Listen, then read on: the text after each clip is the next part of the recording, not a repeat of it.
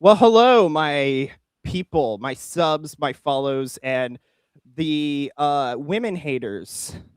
So we are we are here to welcome in the fun session that is the takedown of dating culture from Lila Rose. She dared, and I say dared, to have a podcast episode talking about dating with a matchmaker, Franco, and another woman and guy who I don't even know who are. And let's be honest, I don't think tonight we care. But anyways, tonight I am joined by the DoorDash Thomist, Michael. He has gleefully joined this drinking game stream. So let's channel introduction for you because you have your own Yeah, thing as well. yeah. So my channel name is DoorDash Thomist. Michael Corleone is kind of like my persona. So usually I cover things covering scholastic theology, specifically from the thought of St. Thomas Aquinas. A lot of different aspects in theology. Recently, I've been covering a lot of stuff in Mariology. I have something planned in the future on religious freedom with my buddy Pine Sap. So that's like upcoming projects on my own channel. So if you like to you're interested in somebody who takes Catholic theology a lot more seriously, if you're into someone like a Christian Wagner or Since 33, those are two very good friends of mine. So if you enjoy their channels, I assume you would enjoy mine. But thanks for having me on, Eli. Yeah, I'm glad to have another guy to join in. Last time I did this, I definitely. Oh, there's chat. I forgot about it. The last time I did this, I took 14 shots for Trent's women's video. So I don't know how. I'm gonna tell you this. I don't know how. You know that video was only like 12 minutes, right? I talked about it for 3 hours. Oh, God. I don't know how I did that because I went into math mode at one point, so that definitely added like 10 minutes. But but no, Dr. Bashdown, so because this is a drink. Okay, I do have to do the disclaimer. It is maybe a drinking game, but if you are intoxicated, please stop. Even ourselves. That is why I have brought in a Coke to simulate. But yes, please do not. But anyways, um, but yeah, it's welcome to have you on the channel. It's a bunch of the young upstarts for some whatever reason. Catholic Answers or Catholic Inc. does not like us. Yeah, no, Even though I we're no mean, one. I'm not well liked among Catholic Inc. To be fair, I've done, I've defended Groypers. I've had Groypers on my channel.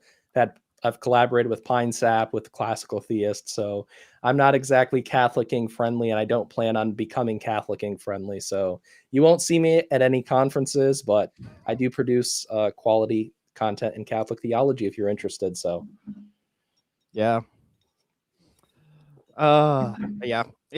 It is a weird trend, I will say, before we begin. It's a weird trend that a bunch of the Gen Zers are like not Catholic Inc. friendly. Except for those who are departed brethren who are lost in the longhouse. So yeah, I would say my friend Since 33, he doesn't get into like he wouldn't do like a stream like this, but he's not like lost in the sauce, and he is actually a very smart guy. If anybody's seen his channel, he's by far one of the most intelligent Catholic apologists. But he actually did get invited to Hornstein's conference, funny enough. yeah. And our favorite Thursday, just prelude everyone Thursday. DoorDash has a video mocking our beloved friend and our nemesis, Eric McCabe, aka the Catholic Christian. I will be reacting to that 40-ish minutes, so I am doubled up on drinking this week, which is different, but he has a great video with the other Paul. Definitely go and watch it. I watched it while making cookies. That's just don't take anything more into that. But yeah, it was a great stream that he did with him. And Eric is totally as I am Eric's favorite rad trad, which is funny because I'm in a Ordo and I receive communion on the hand. So yeah, I mean, don't worry. Eventually, if you get enough clout, you'll have a members only stream where you get called obsessed and gay. So that's always a possibility. Yeah, Eric, the best guy. Anyways, we are gonna get into it then. Straight into this. We have 2 hours. It's 2 hours long. We probably won't do all 2 hours. Maybe We can. We might. We should. It's going to be glorious. But the interesting part about To use this for sex is comes out today of all days, right before we're about to go. The matchmaker that we're about to see, that's not sitting, that's two away from Lila, supposedly actually is not a Christian matchmaker, one, and actually gets homosexuals together. So bad look for Lila. Another L for her to take. Even though she already has 2 in her name. So, but anyways, let's get into this. This is the game.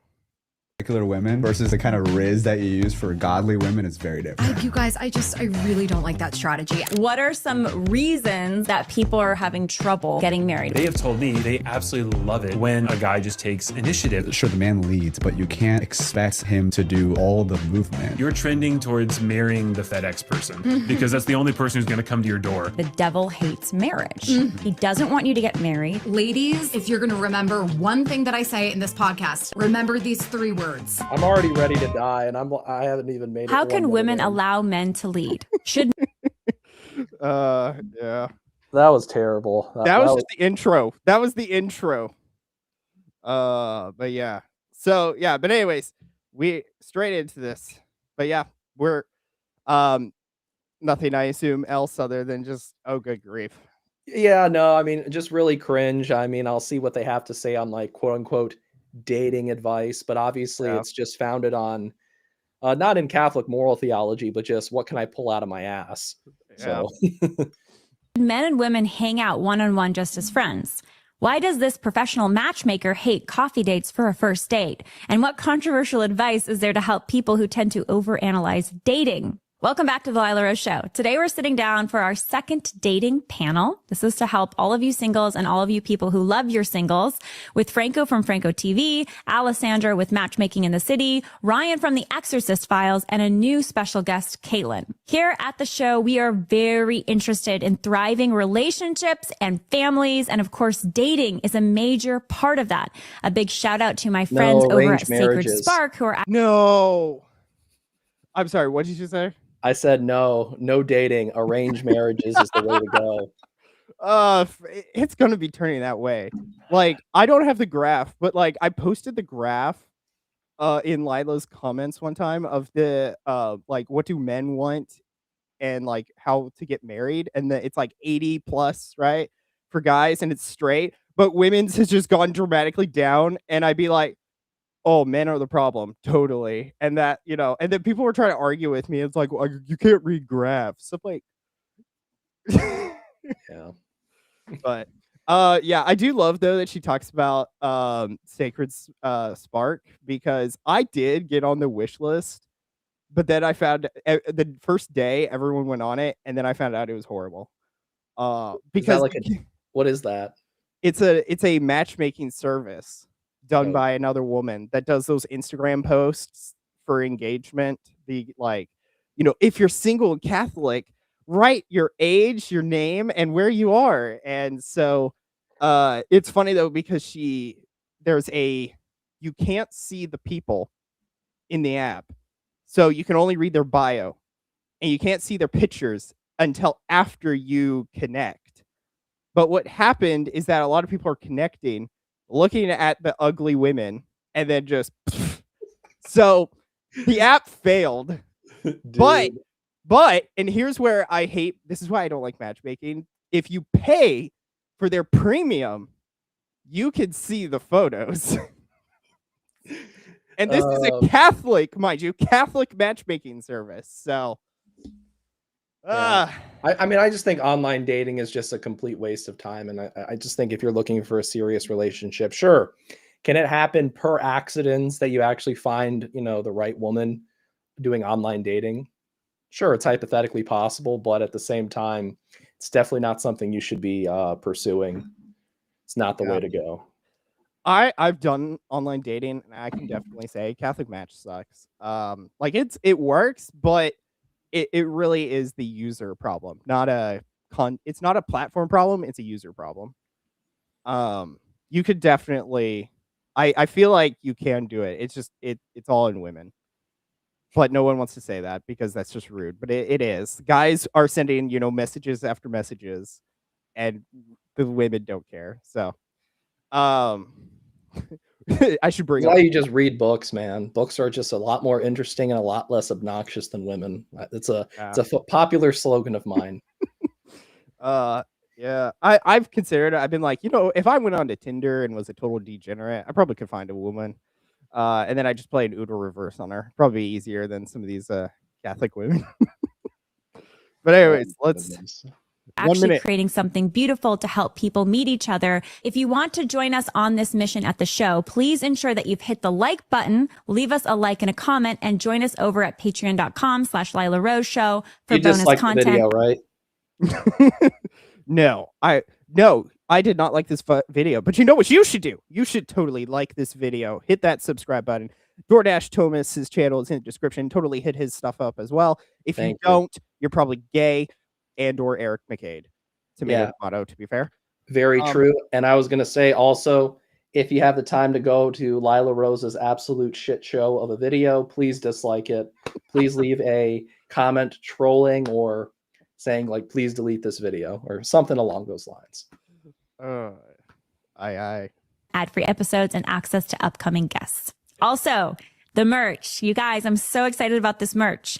This is new. We've never done merch on the show before, and we've been working on this for months, and we finally landed on some beautiful designs and styles.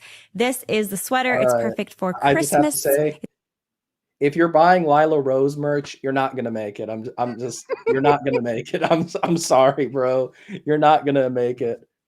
That's there aren't enough indulgences to pay off the debt that's owed to buying Lila Rose merch, bro. I'm not gonna lie. But you know whose merch you should buy? I love that you're allowing me to do plugins without me asking. I have a merch logo down below. Go and get your hold on, in honor of the legend that was Pope Francis. Go and get your Pope Francis Word of the Day t-shirt that I will show in 2 seconds because I think you will enjoy the word of the day, Michael. Oh, I think is it with the certain seminarians that there were too many of those? Nice. Hold on. Okay, maybe my logo don't work. No, I can't bring it up. That's disappointing. Oh well. Yes, it is the Italian F word. The slur that I totally did not walk into church one day wearing. And no one knew what I was no one knew, and that's how it remained. Yeah, I mean, I was gonna say if I had more than $2 in my checking account, I'd totally buy it. But when my funds end up in a better place, I'll definitely pick that up. Yeah. Well, you'll get far better. I feel like you'll do well. I'll wear it to when I teach OCIA and see if anybody gets the reference. Yeah. Could be worse. The other day, I mentioned something about because there's a guy, he works for a bank, and I was like, it could be worse. You could have banker nose. And he didn't know what it meant, but there was 2 other guys at the table. They knew exactly what I was getting on. Jover. Yeah, let's go. It's perfect for winter. It's perfect for a gift for your bestie or for yourself. Go check it out at shop.lilaroseshow.com, and I hope you enjoy. If you are a paid Patreon supporter of the show and our mission here, you also get a full 25% off your order. Go check it out at shop.lilaroseshow.com. I'm so glad you all are here. Thank you for coming back, and I'm very excited. We've got another guest that hasn't joined yet, one of my favorite people. So we're talking about dating and relationships. The devil doesn't want you to get married, with caveats, which Ryan will weigh in on shortly. But first, let's hear from everybody your name, relationship status, and your generation. So, Michael, what's your generation, your name, your age? My name is Michael Corleone. I'm 25 years old, and I'm Gen Z, and I'm a wannabe theologian / aspiring Thomist. And I'm Eli. I'm 24. And I'm Gen Z. And we are going to cry. So, I should mention, I was telling you before that I recorded this. The matchmaker is gonna do the girl thing of and it's oh no, she's that Yeah. type of woman. My name is Don't spoil me Franco. of the I am surprises. single, I said, don't spoil me of all the horrible surprises. and what was the other question? I said your generation. You can give your I'm age. Gen Z. And I do a lot of social media type work. So I do Catholic content creation with my own channel. And of course, I help out with other beloved Catholics, such as Lila. Thank you, Franco. What's your channel called? The Franco TV. Franco TV. All right. Let's put that in the show notes. Thank you, bro. I love that. Just a little plug there. All right. My name's Ryan Bethay. Longtime listener, third time attendee on the Lila Rose show. Bro, what? You I a am long a podcast host. I've been called. What? This dude's a longtime listener of Lila Rose. You're a grown ass man watching Lila Rose. Oh, what is wrong with people, man? Could be worse. I actually don't know what is worse. Called the second best podcast in the Catholic Church since Lila Rose, despite being a Protestant hosting it. So maybe that's why. No, I am what the Greek word stands for is millennial, which translates to older than Gen Z. And so I am but although I will say this, I recently saw an ad Very true. in AARP, which does all the retirement plan stuff. They have campaigns for what are called geriatric millennials. Oh no. And I thought whoever is doing that needs to cease that branding immediately. What does that mean? It means a certain on their spectrum, right? We learned that Gen Z earlier was 13 to 30. Is that what we found out? I think so, yeah. Yeah. So you're like an old Gen I feel Z. kind of unk right now. Yeah, I'm not gonna lie. Right. So with millennials, it's the same thing. There's a spectrum, but apparently, if you are on the older spectrum of millennial, they have a term called geriatric millennial. So several angry emails later to AARP, I'll be dealing with them. No. So I am unmarried and dating, and it's been an awesome experience. And so relationship status, would you call it single or would you call it in a relationship? No, I'm single and just dating. Excellent. Oh, Alessandra. Lila, it's so great to be here. So I'm Alessandra Conti. I am a matchmaker based in Beverly Hills. I've been a matchmaker now for 13 years, which is just wild to everybody. I also, even though it's so hard to believe because I look so youthful, I too am a millennial, I know it's shocking to see. All right. No, I'm please totally pause. joking. Okay. Lady, you look a lot older than you're trying to portray, and you got a whole lot of makeup on. That's all I'm gonna say. I mean, her voice is just insufferable. I just have to mention that too. Yeah. Since we paused, let me get into it. I don't like matchmaking though, because she has the same grift that Lila has, where they are bound by your failure. So it's like when she's like matchmaking, it's like she doesn't want to lose her clients because they still pay her money. Just as with Lila in the pro-life industry. So yeah, I mean, granted, I think it's just preying on people with poor social skills and people that are lonely for these kind of like matchmaking people. Like, what is this?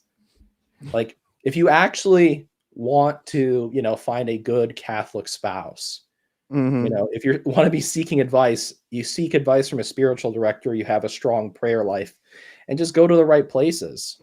Go to events at your parish. You'll find somebody, right? Yep. I forget where I read this somewhere. I think it was a Catholic priest who gave this advice.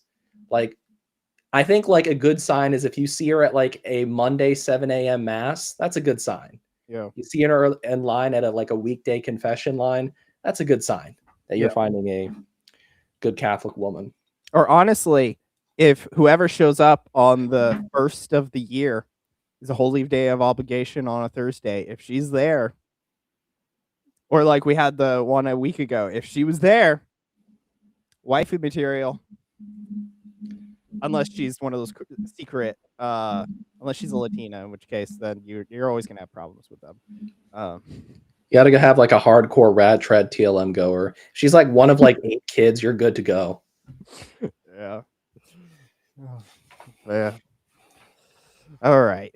Joking. I was She has a I mean, massive you do look forehead too. I just had to point that out. What? The one moment, I don't know, is just on that frame. She has a massive forehead. Okay. All right, I'm done. I'm done. At least she doesn't have a massive nose. No, I know. That's so sweet. I don't know. I feel like I Franco's give. like, everyone looks I was like, young I'm too. taking this seriously. Wait, that's so sweet. Thank you so much, Franco. No, but yes, I'm in a beautiful relationship. So happily relationshiped. However, I am working with single men and women every single day. I'm very much on the front lines. I hear it all. And I remember vividly my single season. So I'm always So happy true. to. Single season. I did have like one of my most popular tweets where I quote tweeted this and I just wrote St. Alphonsus, please smite these broads. I'm so bad, dude. So cringe to listen to, dude. She said she's very Protestant with that single season. I'm just in my single season. You cannot tell me she does not have a massive forehead, dude. Not in this shot right now, but maybe just shift the camera. Yeah, I could see it. Go back to that place. But yeah, happy to be here. And I'm Kaylin. Did she ever say her age? No, she just said she was a millennial, if I remember correctly. I'm like half listening. This is just so insufferable to listen to. So if I might forget like all the details within like 2 minutes. All right. How many indulgences should we get at the end of watching this? Hopefully a lot. I'm thinking Yeah. like at least 10,000 years off purgatory. That's what I'm thinking. Yeah, even though we probably added 10,000 from the stream itself. Very true. Very true indeed. No, she's gonna say that. Okay, I'm gonna take a. I just want to know, Ryan, did you actually watch this thing in full? If so, you are a soldier, my friend, to do it and not even do it like for entertainment purposes on like a YouTube stream. Not to get monetized. Yeah. We qualify for anointing of the sick. I think I'm gonna need one after this. It was Gratitude Sunday. Gosh, I said it wrong, but it was that Sunday. All right, so let's see this Caitlin, this new broad. And I am in a relationship, and I'm a millennial, and I have the pleasure of working. Moment of silence for Ryan and his dedication true. to the craft. Thank you for bringing to us the attention also that the matchmaker is gay. Did you at least Not like really, do something? Like were you like playing video games or like cooking or something or reading a book while watching this? Because if not, I mean, I have to give you props, my friend. That takes a different level of fortitude that I just simply do not have. He did it at 2 times speed. No, you should say he did it at half, and that way it's more incredible. With Lila at Live Action. Yay. Yay. We love live action. Yay, Love we live love live action. action. Thank you for joining, Kaylin. Okay, so there's so much to talk about, and there was a pre-call done where there were some heated debates that happened, which we're going to get into those as well. Franco had a really great idea, so we're going to go with Franco's idea, which was, what are some reasons that people are having trouble getting married? What are the impediments that people have to marriage? And you can use your personal experiences, because I think I'm the only married person here. No virtue of my own. No virtue of my own, actually. My thanks be to God for my husband. But what are some reasons that you got? That she doesn't take his last name for. Yeah, I had to bring that up. Yep. Yo, that's cooked. That's cooked. Because I like feel bad for that guy. Yeah. Her show is basically a humiliation ritual for that guy. That's all I'm gonna say. and we're not even getting to the clip that Defiant Baptist posted, where they discuss. Hopefully, we'll get into it. I don't know where it is, but I might be dead before we reach that point of the show. So I'll just not worry. but yeah. So Yeah, just to let everyone know, I did have a system set up before we begin again. I'm taking a shot every time the guys say something cringe, and every time the girls say something cringe, I'm taking a sip. So I will say at the end of the stream, I count. Um, supposedly if I don't die while streaming. Fortunately, Yeah, though, don't push it past tipsy, dude. Come on, dude. Don't worry. I took 14 shots in a 5 hour stream. You know, I survived. I think we can manage it for a bit. But yeah, I'm very German. You know, I can survive. For no, but anyways, Guys, in your experience, are impediments to marriage today? Ladies first. Yeah, I mean, I feel like with the dating apps, they've been such a blessing, but also quite a curse as well, because there's the paradox of choice and there are just so many options. But then when it comes down to it, if when single people are actually using the dating apps, they get burned out. They get burned out on dating. They also are just swiping, wait, I'm burnt next out best thing, listening next to best this thing, woman next. talk, bro. Just shut up. Yeah, All you know she has that personality that like she will tell you like, "Oh, that's such a cute outfit," and then in reality, she's like stabbing you in the back. She's got that gossiper look about her. I mean, her voice is just insufferable. I'm not gonna lie. Yeah. I can see the big forehead now. I can kind of see it in this shot. This is also a weird expression that she's got currently on her face. She's at Yep. least 35. Damn. No eggs. No eggs. Good grief. I've already figured out why she's single. Yeah. Well, she's got to test her product. You know, she's got to make sure the guys are worthy. Can't do that if you got a ring. Best thing. And a lot of times the feedback that I get from men and from women are very different. So for women, I get that they're bombarded with messages. They are just bombarded. They're bombarded with matches. They're bombarded with messages. And women kind of all across the board, not just the most beautiful women that you've ever seen, just kind of, you know, not that physical beauty is the only thing, but I think on the dating apps, it plays a large role, you would think, but all kinds of women are just being bombarded with messages and likes and all of that. Whereas for men are getting so few matches. I think that there was a statistic that said for every 200 swipes, there's one match or there's one message, and then out of that, for it to actually go into an actual date. And I think people stay on the apps and then they don't actually meet in person. And then I also think that because of the dating apps, a lot of men and a lot of women, it's not that they're getting lazy. It's just that when they're meeting people in person, they're not approaching them. Like men are not approaching women in person.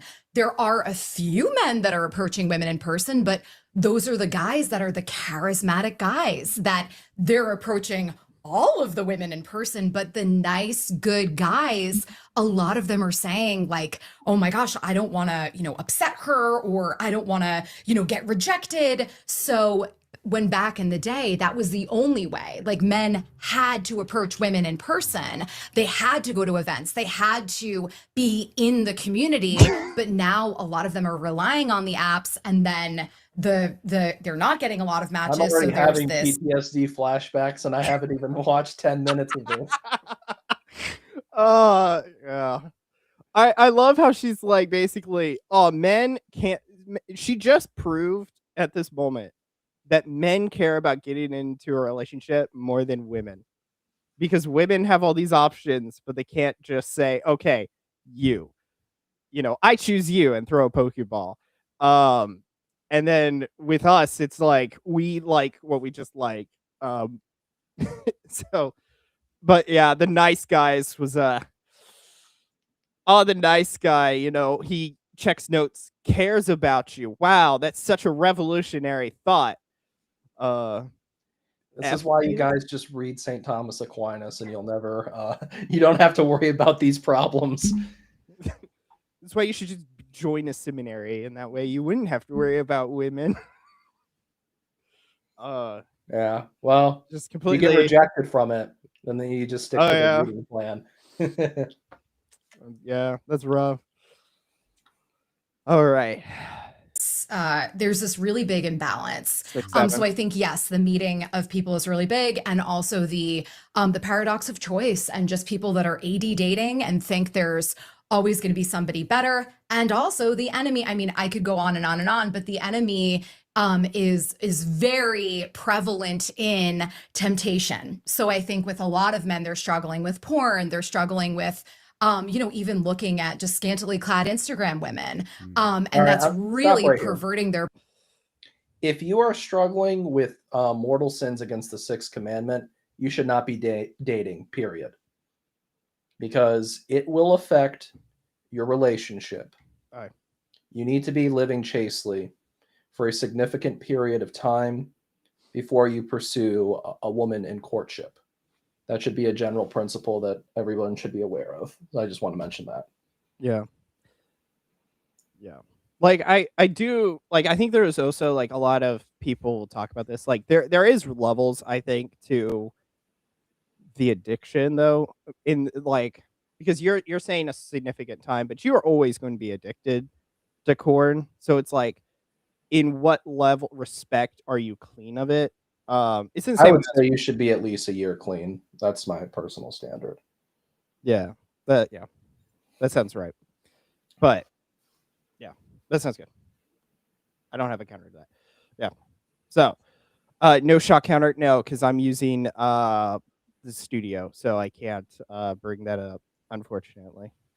But I am writing 3 sips and a shot so far, so we are lit right now. brains, and it's making infidelity a lot easier. Like there's a lot. I could go on for hours, but those are the first points that I'll make. I wanted to kill myself yeah. after listening to you speak for 30 seconds. Please don't go for hours.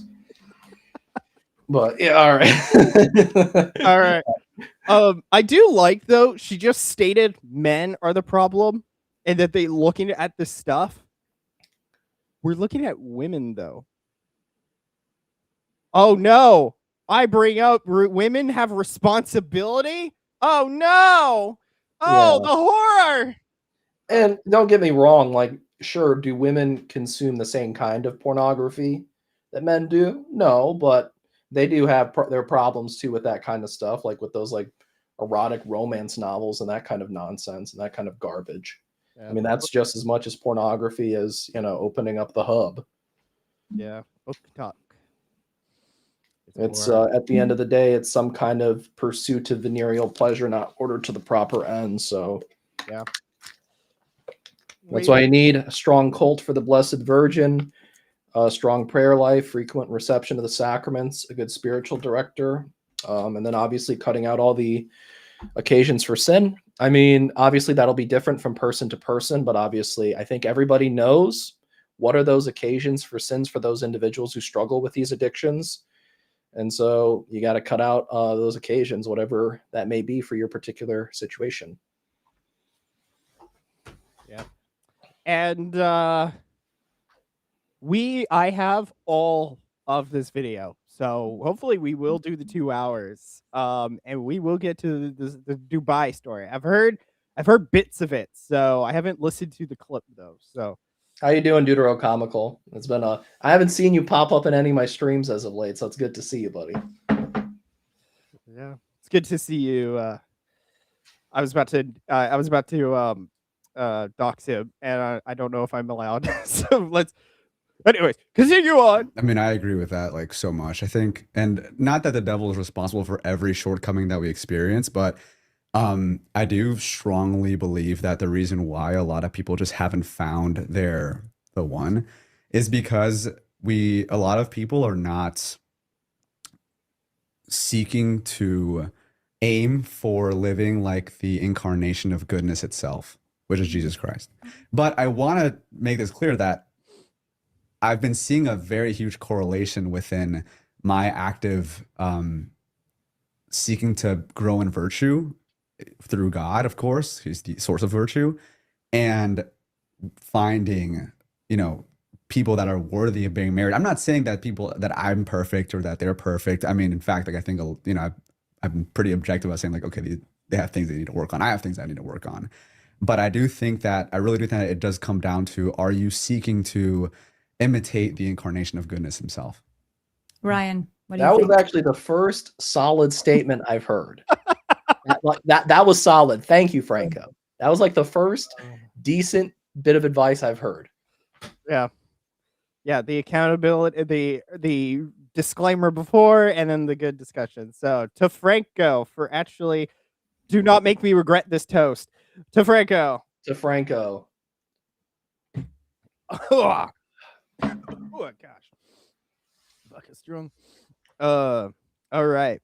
Those are all. I actually agree with everything that's been said so far. But I think one thing that's really important when you try and extrapolate lessons about this, one, it's so different for everybody. I mean, I love asking people how they met, what their love story is, etc. We talked about how you met your husband in the last one. And are there trends? Of course. Are there different ebbs and flows for how people meet? Yes. And it's done differently all over the world too, right? And so it's a challenge because I think we always, especially me as like an entrepreneur who likes to build businesses, like, all right, what's the replicable system and how do we copy that and do it? And obviously, and if you're a person of faith and you believe that God is somehow involved in a mysterious way in your life. You don't have to be a person of faith. God is always involved. All our choices are secondary causes. It's all under God's providence, y'all. It doesn't matter if you're a person of faith or not. You should be a person of faith, of the Catholic faith, but God's providence is still just as much over you if you're not a Catholic. Indeed. Well, it's like, what was it? Wasn't there a story? No, I was watching a meme the other day. There was someone who was out Washington, D.C. Their car broke. They broke into their car and stole their gym bag. You know what was in their gym bag, though? What was it? A Bible. That was it. That was all that the thief stole. So it's like, how funny is that? But yeah. Wrong of him to steal, but I guess if you're going to steal something, that's the one right thing. Yeah. Enormously important decision, then it can be really difficult because like I know people who prayed and was like, nothing happened. And then one day they were at a grocery store and they bumped into someone and it was like amazing. And it happened. It was their person. I also know people that went out there and went on the apps and like said, hey, set me up with everyone and put themselves out there. And they met people as well. So I just think we had to be careful not to try and paint with too broad of strokes because marriage, the Bible in particular, I always marvel at how little it has to say relative to how big of a decision getting married is, right? We have verse and chapter in the Song of Solomon on like romance. We have some proverbs at the tail end of like how to pick, make sure she's good with flax, right? And real estate. Essential. Essential. She's her light is always on at night. She's working all night. All night. And you're like, okay, but for something that we make such an enormous deal about, and it's like, wow, there's really not many guys. We had a couple stories of like, hire someone to go out and, take your servant to where the camels are watered. But am I supposed to extrapolate Isaac's story? You need the book of Tobit. Yeah. Well, see, there are books missing from my Bible, apparently. But that one has some good relationship stuff. But it's hard. But I would say, I agree. The big thing is, for me personally, I think consumerism is a huge deal because today the narrative is that for all of us is that we are the center of the universe. Pause here really quick. I'm kind of confused because the Pauline epistles give abundant advice on marriage. So I'm just like quite confused on this statement. But yeah, okay. I'm just like really confused. Like the Pauline epistles give up super abundant advice on the married life. Yeah. Read First Corinthians, read Ephesians. Well, as does the church, which he just said Tobit. Tobit's missing from his Bible. Is that one of the books that the That's a deuterocanonical book. So is this guy a Protestant? I don't know. That's why I was asking. If Tobit's removed from his Bible, then that then he's a Protestant. Yeah, then should be tomato then, or causation. So I thought he said something like 2 seconds ago that I was gonna say something, but I don't remember. And I don't think it's surprising that, and I'm just preaching to myself here, that like it's a mentality of like, all right. Actually, I was at a conference last year and I had two of my female friends and they were like, hey, like, so we're going to set you up with this girl. Like, what do you look? Gay. That's pretty gay. Not going to lie, but continue. Yeah. Yeah. Do you have any female friends?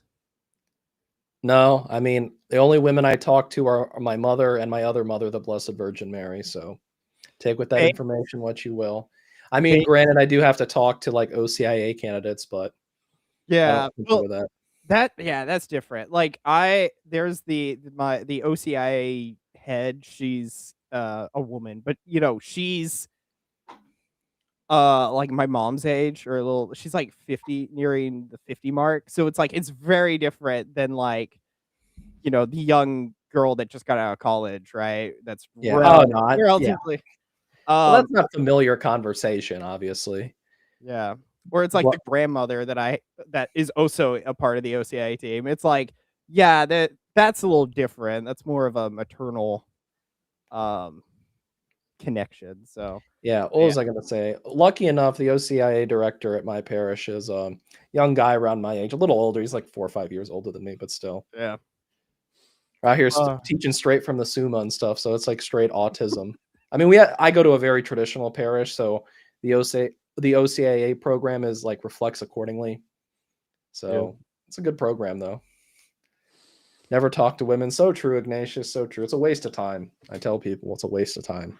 it is. Especially when you argue with them. They'll just start yelling at you for your own failings, not any argument.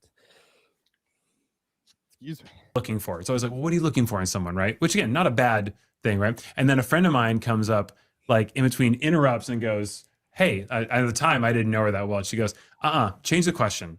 Like, what do you bring to the table? How can you serve? What would you get excited about serving in a relationship? And I thought, wow, you don't even know me. That's very blunt. But she's like, no, she's like, if you are just all about getting fulfillment from, your own personal desires, like those fade, those change, but like, what are you excited and how you can serve someone? And so that actually really changed a lot of my framework on this. And I started talking to God more about this and saying, okay, what do I need to do? And how can I like partner with you, God, to go find someone that I can then like do a mission with together, like that I can like build like legacy, as opposed to just someone to fulfill my time, to make me happy. And I think that's a huge issue we had. I was with someone recently who's a marriage therapist, and he did his doctoral thesis on just the history of marriage and how like what it meant thousands of years. Like it was a survival, it was a partnership, right? You got married, like, and this idea of like, oh, I really need to be fulfilled in all these ways and they need to be X, Y, and Z. And I'm not saying that's bad, right? I would love, right, preference is great, but he's like, you did not have that luxury. And today we are, as you said, so well, like we are surrounded with this cornucopia of just options. And for me, it's been paralyzed. And so I've actually, in a really cool season since our last dating panel, I can chart my year based on how many dating panels I've been on for Lila. So one panel ago, One of these panels is going to be like, I read I'm this, engaged. I read this One. book, Yeah, and just we'll yapping. What is this dude even talking about? But I know. I got bored and I clocked out somewhat. The only thing that I remember him saying, Michael looks dead. I'm Yeah, that's completely just tuned normal. out. I'm completely tuned out right now. I'm going to be honest. What I think is funny though is he was saying like, what do you bring to the table and like this partnership? And I felt like what he basically said is how can you better serve women? Not but like which is always the question that the guys are told, but when we reflect it onto the woman, then that's when it's Yeah. problematic. At the end of the day, your relationship must be Christ-centered. That's who you need to be asking. How is your relationship serving Christ? That's the real question to ask. But Yeah. And the husband is the head of the household, no matter what Trent Horn says. Um, oh man. I'm surprised. Like in that video, he didn't even discuss the household argument. Slight tangent, but he said it, but he just was like, "Well, what about a more principled approach? Like the man is the head of the household," and then he went into a bunch of statistics, but he didn't argue the point of that there's a hierarchy in the church and the domestic church also has a hierarchy. So Yeah.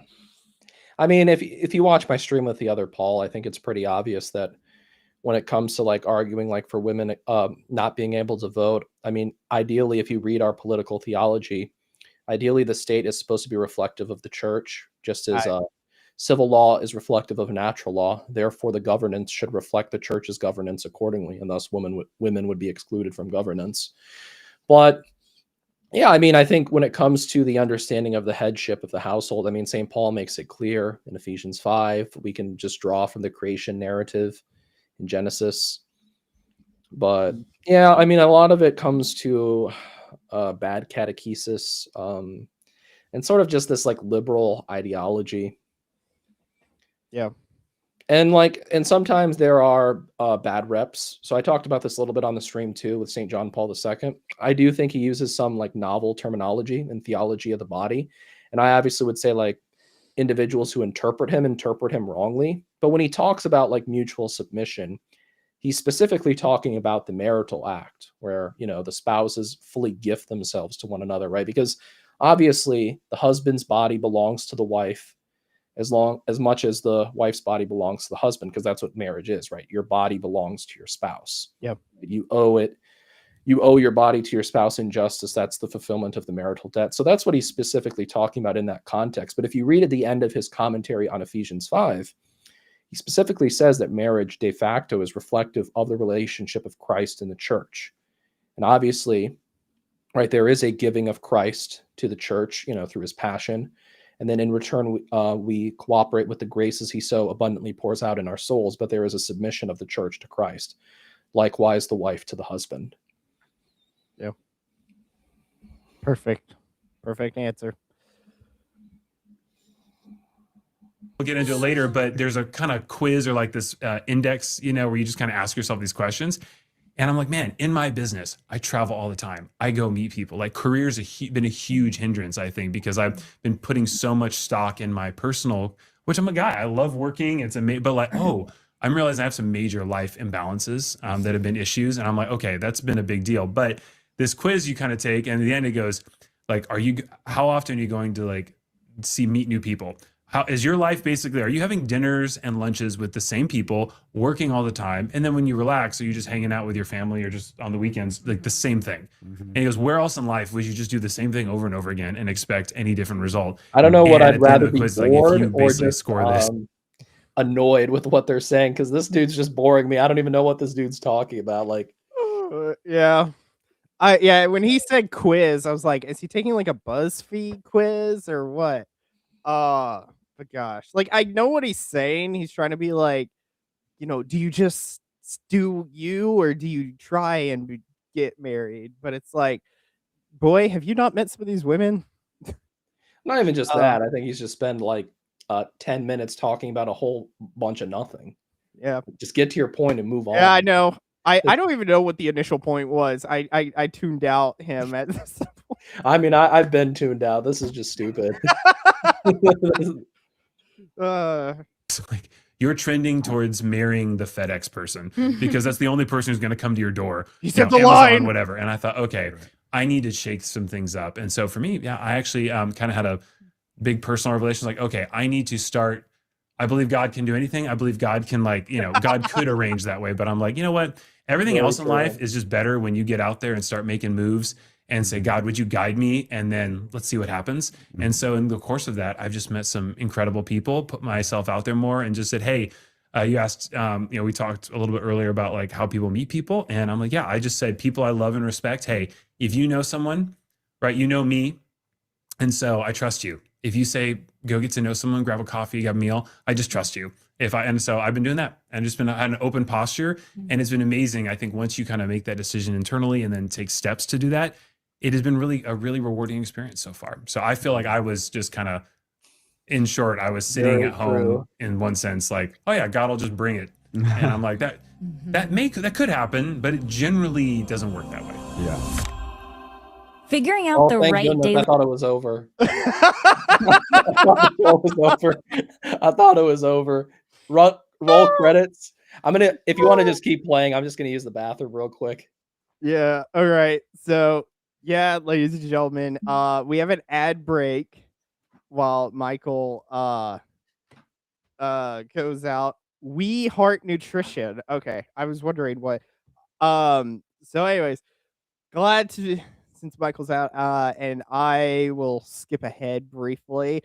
There's an hour clip, so I'm trying to like cue in the right time.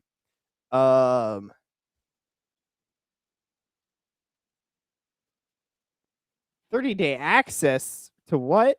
Hold on, what was that one? 30-day access to Oh god, good grief. Okay, hold on. What is this 30-day access? What is she selling? What is she peddling? All right. Enough penance for a lifetime. Back for more torture. It's not torture because it's with friends. Yeah. Well, the listening part is torture, but obviously the conversation's funny. And feel like they are stuck in a habit of use. I love how literally 2-3 weeks ago we got on Lila's ass for berating men about their corn use, and she still got an ad for Covenant Eyes. Oh no. Yeah, but I just mad think floss. if you're actually truly to remove a pornography addiction, the things I listed earlier are going to be what is actually essential. Mhm. Sure, this could be helpful to remove occasions for sin, but obviously, if you don't have a strong prayer life, frequent reception of the sacraments, strong cult for the Blessed Virgin, a good spiritual director, those are the quintessentials. Yeah. For overcoming sexual sin. Yeah. Brotherhood to add another. A good friend group. Yeah, that's Yeah. I know that there's I'm not a retreat guy, but Crucio, if your church has a Crucio branch, going on that retreat is it would be beneficial. You get at the very end there's a group. And so you'll always have kind of a brotherhood to talk about things. But to be fair, I made a tweet the other day and I was like, I would never probably tell my wife if I ever was dealing with this. And I don't think any other guy should, because then you're just going to give her something, an ammo or a slug in her shotgun to use against you. So, which even though marriage is supposed to be for getting each other to heaven, I don't know if she should know how much, let's put it that way. Like, you dealing with lust is one thing, but in what you're dealing with lust, I think is a different. Yeah, I would say, I mean, prudentially wise, if I was from the perspective of reading confess a lot of manuals in moral theology, I'd say if it's a slip up of pornography, sure. But if it's habitual problem, then I think there does have to be eventually some kind of honesty on that issue. If it's become an actual habit, I do think there eventually needs to be some kind of awareness on the spouse. And I do think I'm gonna say more women, because guys deal with this more than women. But I will say women. Then, if your guy ever comes to you and says, "I deal with this," do not be a burden more than he already is being to himself. Because if he is the Catholic guy that you met, he's probably already beating himself up more than you are. But all right, so I think I have it through the ad break. I don't think I skipped anything, hopefully. So, What's the posture that you think women should have and men should have, if differently, a different posture when it comes to putting yourself out there, being findable, looking for that other person? Obviously, we're all talking about this from a perspective of faith, that God is the one who is in charge and God is our Father. He loves us. He has a plan. Satan has no power compared to God, but he uses our free will, right? What is the role? Are there specific roles of men and women, especially on the early stages of dating? Because certainly in marriage, there's roles. We're not talking about that yet. But what are the roles of men and women in dating, and how are they different is the question.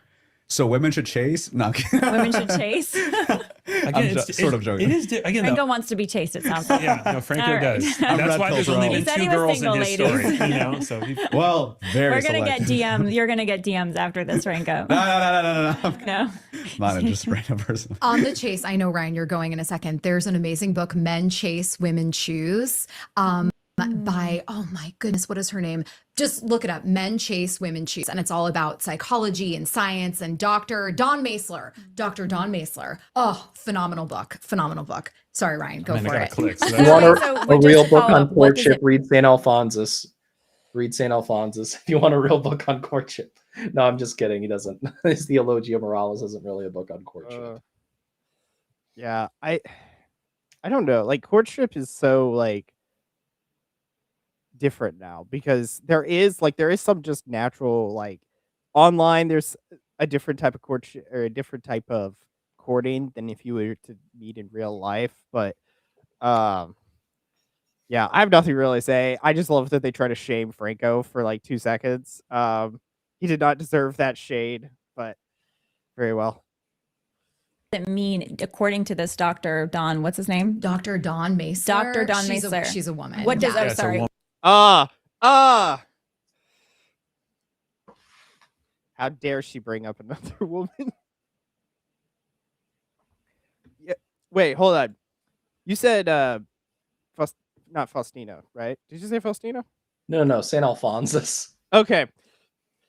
Forgive me. They both start with F and Well, no, or actually, no, Alphonsus is with an A. I swear I'm not drunk already. I just can't spell.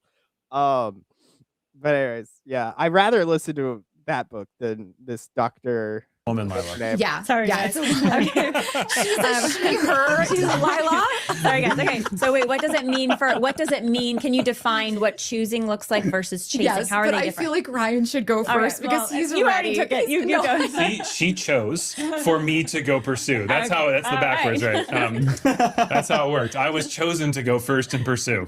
No, again, I'll always come back to because I've now. Because it's my favorite question to ask almost all my married friends, or whenever I meet someone, it's like, how did you meet your spouse, if they have one? And it is just, yeah, are there some trends I've seen? Absolutely. But generally, it's also wildly different for everyone. And, so for me personally, I like to pursue, right? I like taking action, etc. Do I think that's generally how it works better? Put it this way, of all my like female friends, when I've just talked to them about this, assuming we're all like being honest with each other, they have told me they absolutely love it and appreciate when a guy just takes initiative. And I always wonder like what that is, because everyone's plenty capable. Like we're all capable of making a dinner reservation. Like what is it about a guy who just says, "Hey, like I'm making plans at 7 I've o'clock." given more right? brief Can you be explanations of the Trinity.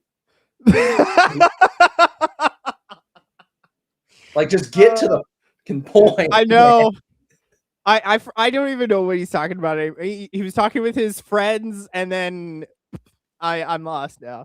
Dude, like I could explain like the theology behind the incarnation in a more succinct manner than this. You go up to her and you ask her out. I don't understand what's so complicated about that. Yeah, guys. This is gonna be rough. Franco really is the only redeeming factor for it. I might have skipped most of his parts. I don't remember. be ready? I've arranged all of it. Like, is that just our cultural construct? Or like, but most of my female friends say, I so deeply appreciate that, right?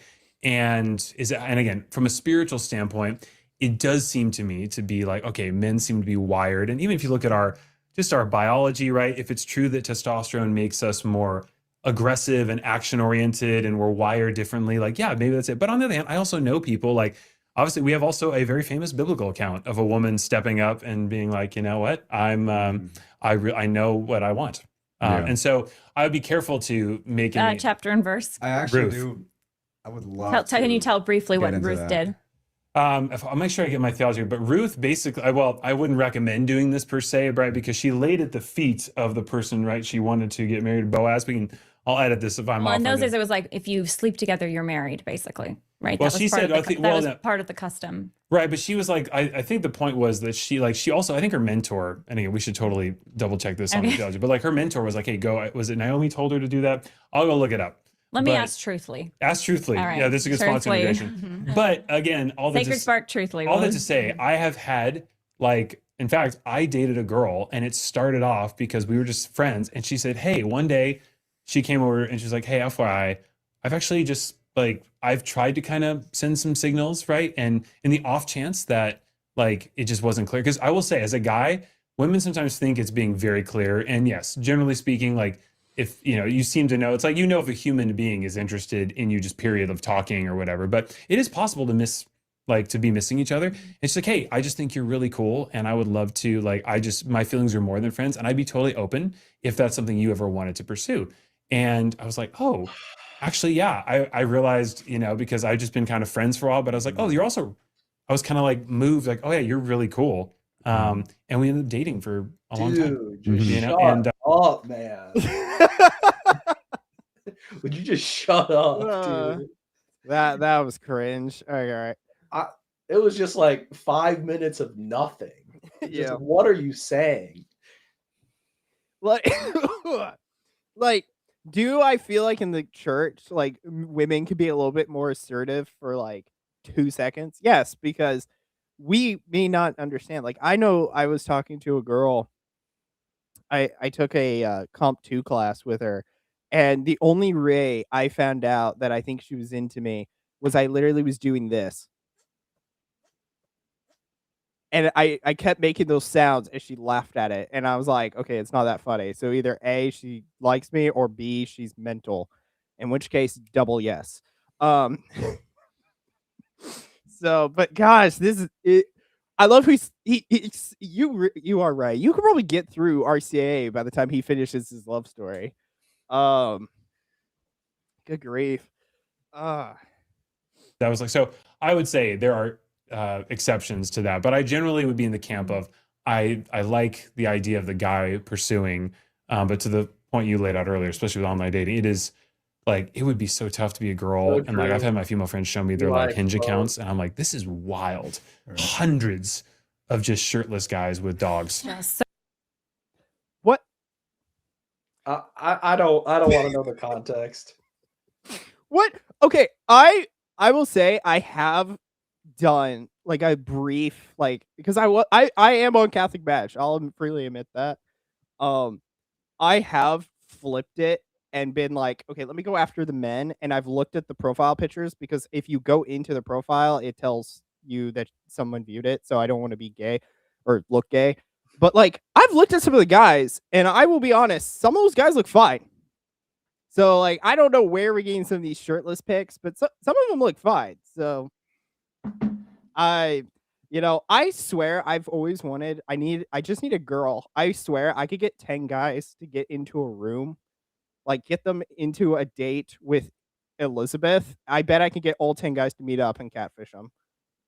I swear I could do it. It wouldn't be hard. I truly believe that I could do it. It's a toxic trait maybe, but I think I could do it. Man. I just need a woman to This is why I'm glad I just consume my days reading and playing video games. Yeah. Speaking of, we need to do that sometime too. Yeah. Well, I mean, my PS5 is kind of messed up. My headset is messed up, so really all I've been playing is the new Pokemon game, Legends.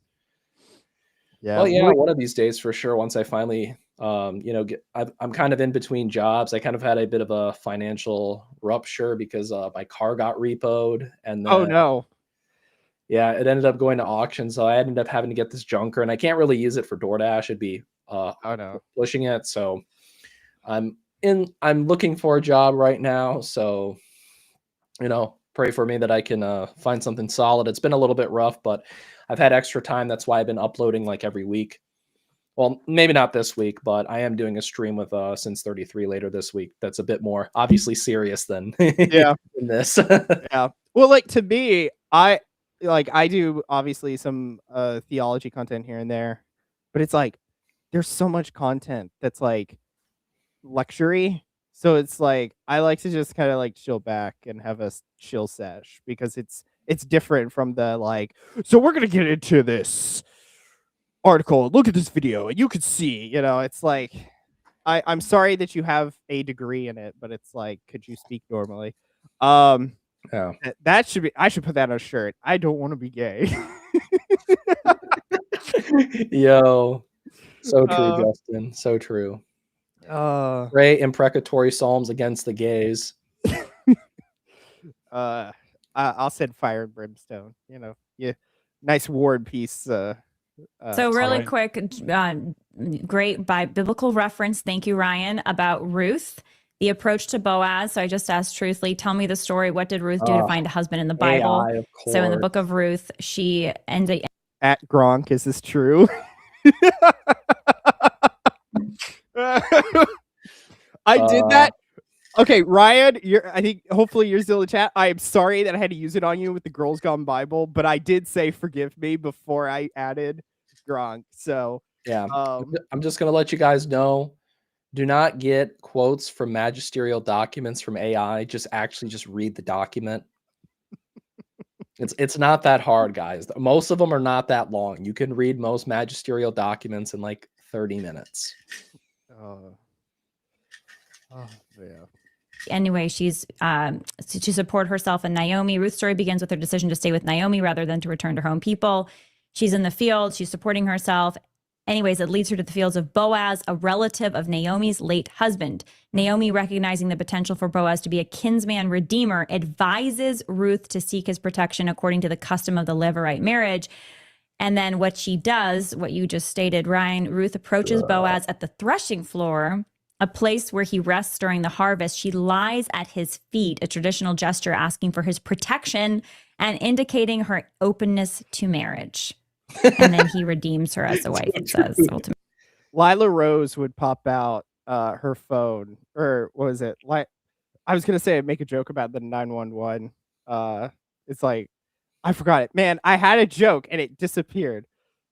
Give it back. Ultimately, he takes her as wife.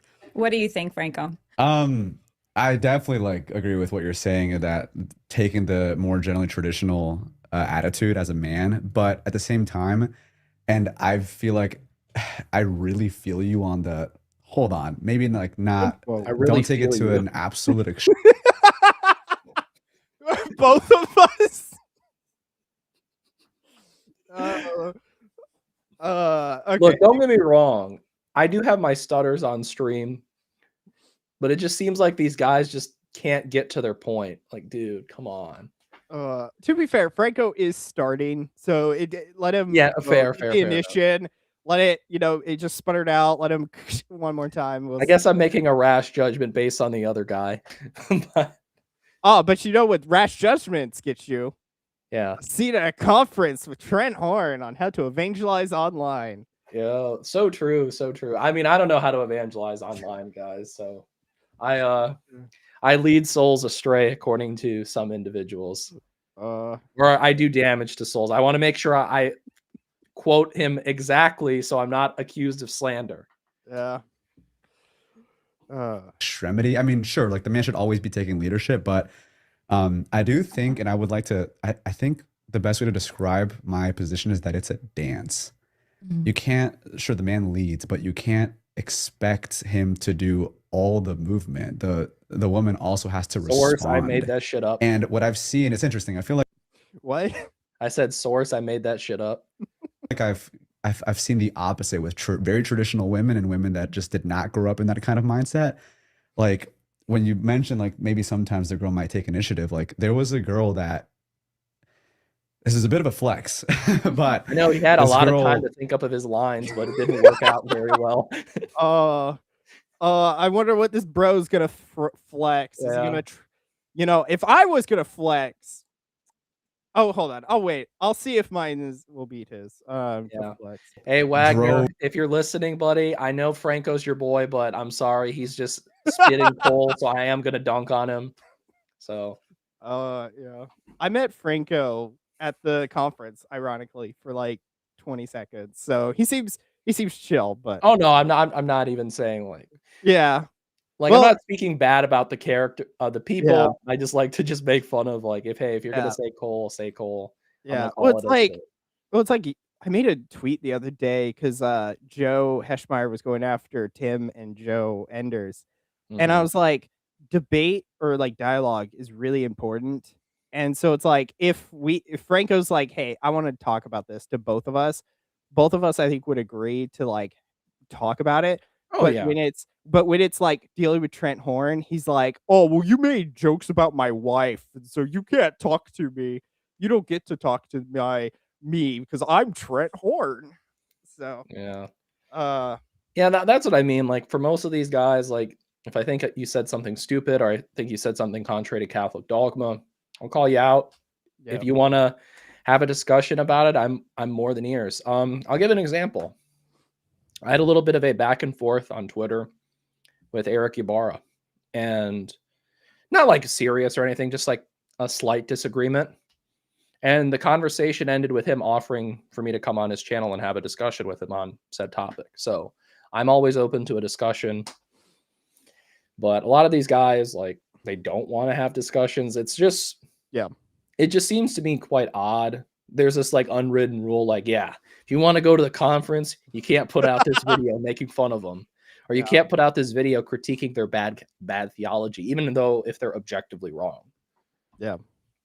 Well, it's like the thing, like tomorrow or Thursday when I'll do Eric's video. I kind of have a brief thing I want to say about the apologetic guys who are getting into the politics, but it's like,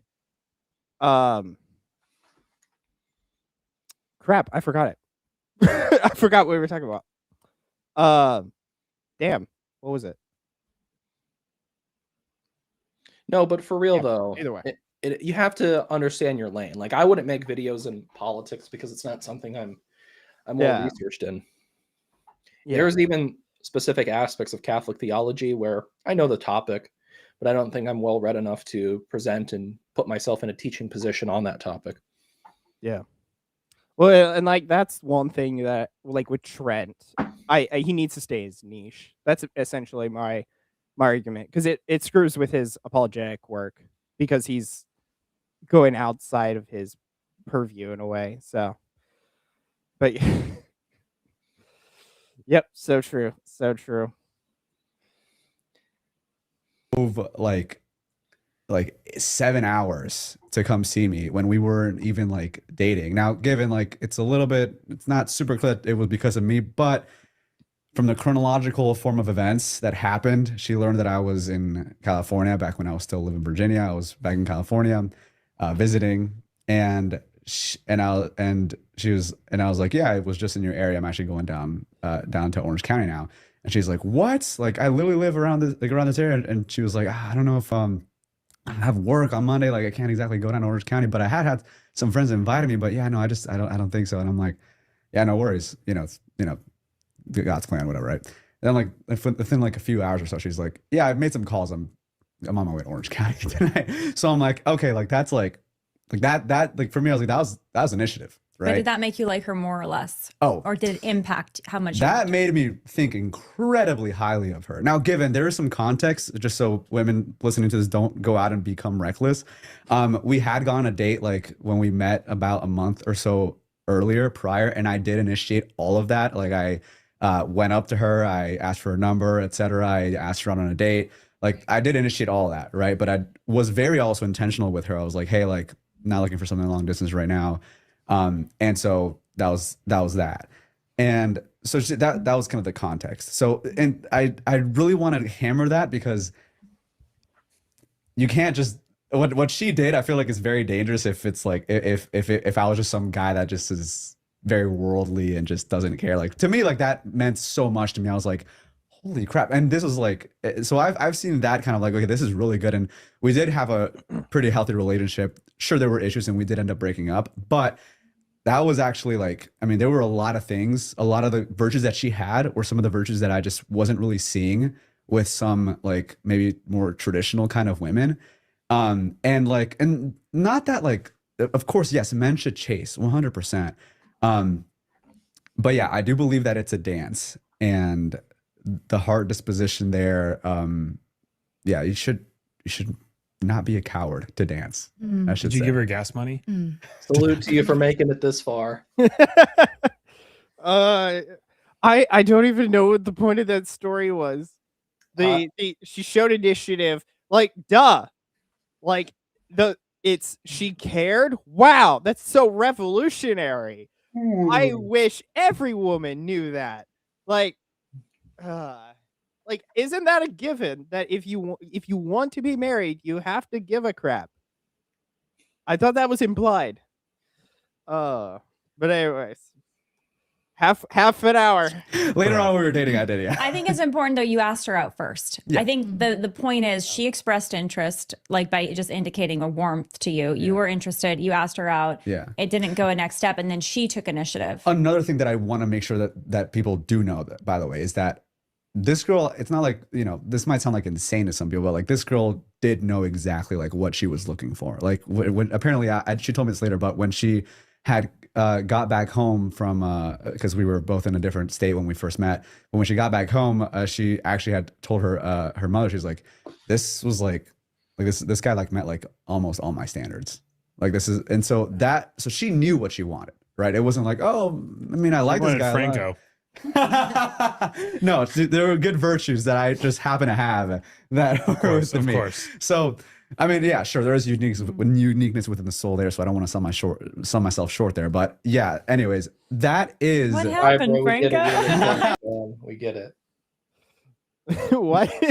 I said we get it. You're Latinx, bro. We get it. You would never have this problem if you were white. Oh, man. Latino women just love white guys. They love the gringos. But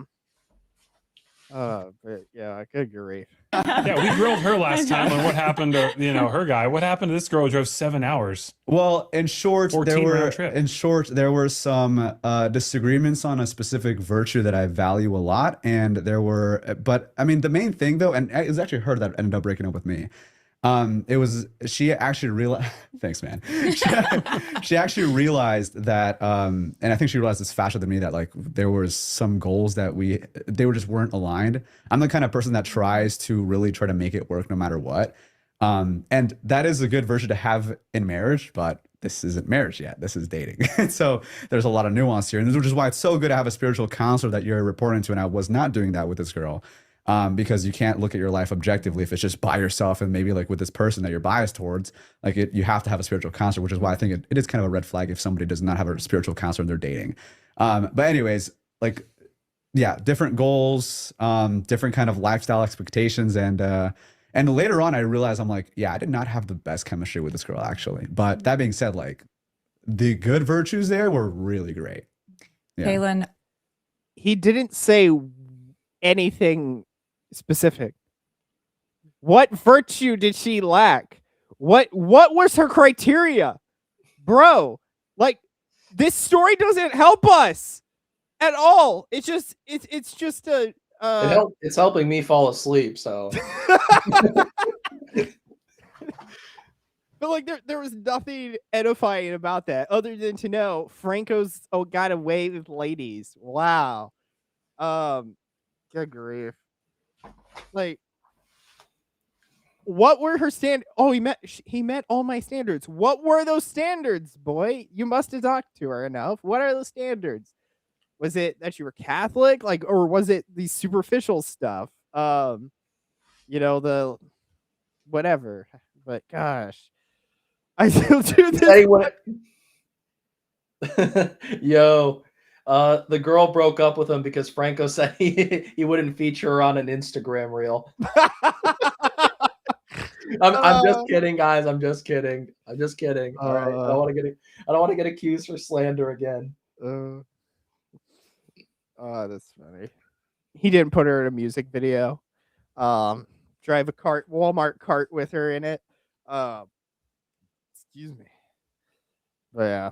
What do you think in terms of men and women's roles? Is it chase versus choose, or should women dance, put themselves out on the dance floor?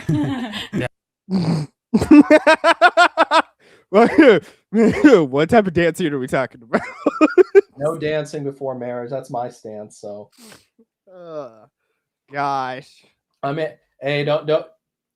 I don't know what kind of audience you have, but don't let me give my rant on anti-premarital handholding, but you know what? I'll save that for another day.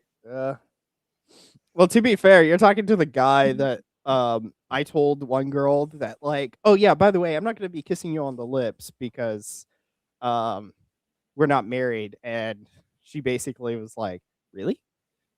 And she was surprised that like I was the one to say it. So yeah, your premarital handholding is not going to So, besides, I looked at my audience, I thought the other day, because you posted yours and I posted mine. It's all like 18, it's all 24 to 35-year-old men. Yeah. And I am aware of some female audience members who watch my channel, but statistically, it's all men. Yeah. Well, you know what you need to do with those women? Yeah, all right, Boot bro. them. Yeah. Boot them or marry one and then boot the rest. Well, you do find once in a while you'll find a girl who's like really autistically into theology. Yeah. If they watch Wagner, they're autistically into theology. Aren't we all a little bit on the spectrum? It's all that microplastics, you know? All right. Yeah, it's a great analogy. We don't know. I love that. I think at the beginning, when you're first meeting someone, I agree that the man is typically the one to pursue the girl and ask her out. And I think most women would agree Probably that's what they want. And I think most men would agree be the that's only how they person would. I have to talk. I probably would have to date a girl who's like into theology because then I would have nothing else to talk about on a date. That's my personality. But I gotta get you into gaming, and then you can start talking about that. I think I'd be more likely to find a devout Catholic girl who's obsessed with theology than video games. Yeah.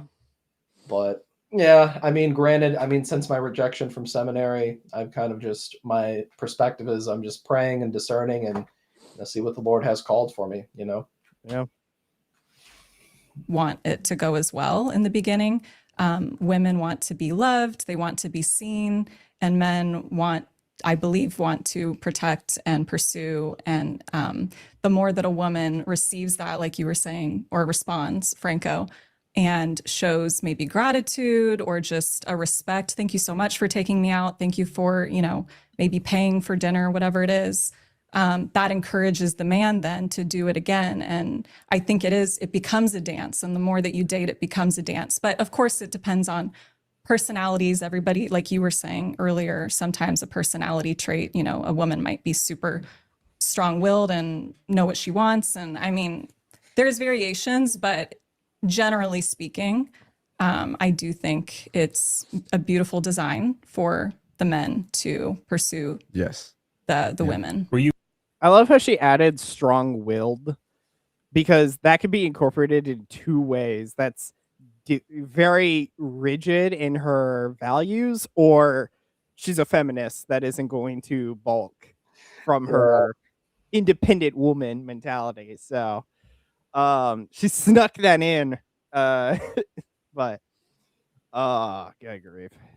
But I love how though she was like, yeah, guys, it's like, women, they should be telling the guys thank you for taking them out, aka be a normal effing human. Have basic manners. What is wrong with these women that they need to be told that? They got to take me to Ruth Chris on the first date, but maybe just say thank you in return. So true. So true. So true. You pursued in your current situation? Yes, absolutely. Okay. Yes. And you enjoyed that? Yeah. Yes. Oh yeah. Yeah. Yes. No, because a lot of girls say it's like refreshing. I've had my female friends say like, yeah, he was totally clear in what he wanted. Mm-hmm. Right. We haven't gotten into I don't know. like, That just sounds kind of homo, talking to women about like, yeah, how's your boyfriend doing, or that's your dating situation. Like, bruh, I'm not gonna lie, that sounds gay as hell. It could be worse. We're still so long, I think, from Lila's portion where she eviscerates her husband again. Good grief. We're half an hour in, folks. Half an hour. We are strong. My female friends told me, dude, oh man. Being non-committal, just like, where does he stand, Mm-hmm. So you appreciate that's interesting to hear, because I will say some of my female friends have said they secretly also enjoy the ambiguity of like what is happening, right? Because it is that is toxic. No, it is. It happened. No, I've had book talk woman. Oh no, he's dark and mysterious. So what are we gonna do to me? All I'm gonna say is, why are you talking to women so much about their dating lives? That's all I'm gonna say. That's pretty gay. I'm not gonna lie. That's pretty gay. I don't even talk to my mother this much about my dating life. Good grief. I don't even talk to women this much. For crying out loud. I don't even talk to guys this much about the relationship. like that's. I mean, yeah, I've seen that happen, and I've also seen guys be very like forthcoming, and the girl's like, oh wait, this is weird. Like he just said exactly what he wants. The tactics you use for secular women versus like the kind of riz that you use for godly women is very different. Tactics and riz. Okay. Okay, well, that's a great topic. Mhm. So let's go there next. The tactics you Oh, use I know for this secular is women gonna is be different than the cringe. tactics for I already know this is going to be retarded. The Christian riz, then the Okay. holy riz. So first of all, Too late. you know, secular as women. people, I mean, yeah, as people of faith, like we want to marry people who share faith, right? Oh yeah. Yes. Would everyone agree with that? Well, Yes. it's not just want. We're Absolutely. told it's kind of a rule, right? Yes. Yeah, sure. It is a Not just rule. it's So not a wait, I guess preference. the question is, It's- why are you dating secular I would women? like my partner not to go to hell, you What are know? you spitting riz at secular women for, bro? Well, maybe, No, maybe I used to be very secular before I came to the faith, so I kind of like. Oh no, it's an ad break. you know how much I love and support everylife.com, America's only pro-life diaper. I care about every life except when it comes down to actually passing laws that could save the unborn, and then I don't give my $375,000 paycheck. Oh no.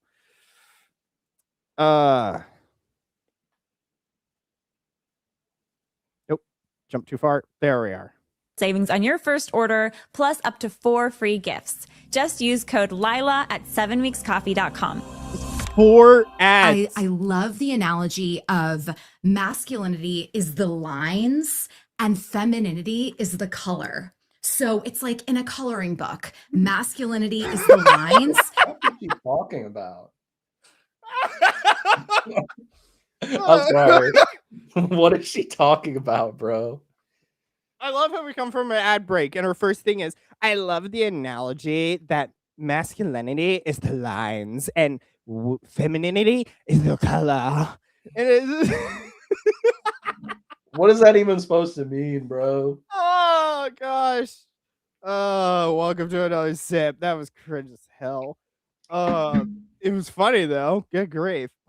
I'm gonna remember that. I'm gonna say that tomorrow to a dude and just be like, "What do you think about that?" And he'll look at me with a face that is probably gonna be marked. And femininity is the color. I'm pretty colored. Yeah, you are. Oh gosh. Oh no. Oh dear. So Racism. Our boy did a racism. Gosh.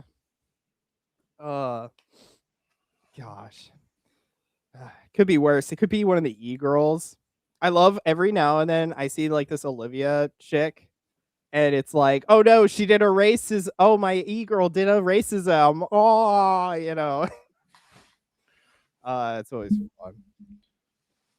Good grief though. I love when we look at masculinity and femininity in that way, and then when we can apply that to dating and how that would manifest itself.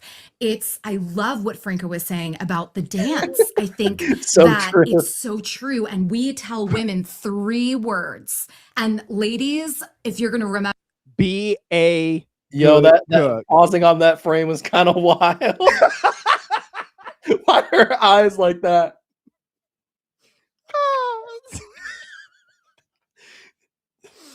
Good grief. Good grief. That was a great frame to pause on. Hold on. I'm gonna screen capture that just real quick, just so I can. That's gonna be a great picture to post to Twitter. This was the moment she was possessed.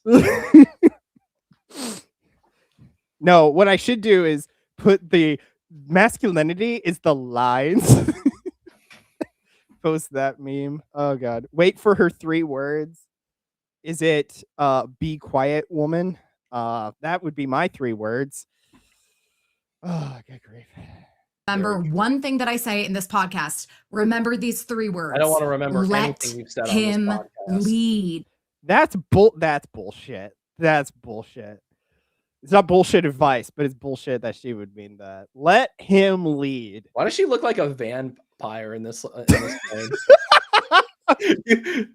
I don't know why, bro. She looks like a vampire in this frame. Oh, she does. She's got the face. Good grief. Oh, hold on. Y'all cannot tell me, if anybody's in the chat, tell me I'm not tripping. No, I'm no. not tripping. She looks like a vampire in this I can frame. see it. Yeah, she's got that teeth. Oh, good grief. Justin, if you're still here, let me know if you see it. But I laugh though. She says, "Let him lead," but it's like Lila's a feminist. She's gonna immediately kick that out. So I'm so waiting for her to just it out. That's a straight up vampire. Romanian. Good grief. Let him lead, because a lot of women, they're like, oh well, I can exactly what you were saying, Ryan. They can make the reservation, they know the best restaurant in town, they can do this. And a lot of times, especially with the women that we work with all the time who are very successful, beautiful, smart, they're highly capable, they know their city, they know what they like, they know what they don't like. They're very inclined to, they're like, oh, well, I can, okay, why are we talking so much? Like, are you free Friday? What's going on? Okay, great, 7 p.m. Reservation. But then it's not, you have to let the man lead. And you can make little, so also another quick concept that I love is dropping the handkerchief. And I don't know if you guys have heard this concept before. I'm sure you've heard of it, but it is something that we love to teach the bachelorettes when they're in their single season of dropping your handkerchief. And you got something like, you got a handkerchief thrown at you, like what your friend did, which was lovely. And I think that's also why male-female friendships can be very problematic unless there are very strong boundaries in place. That's a different conversation, 100%, but it's a bold claim, but I will die on that hill. What's the claim you're going to die on? But I think male and female friendships are fine with very... Nah. Nah. I don't know what you're talking about.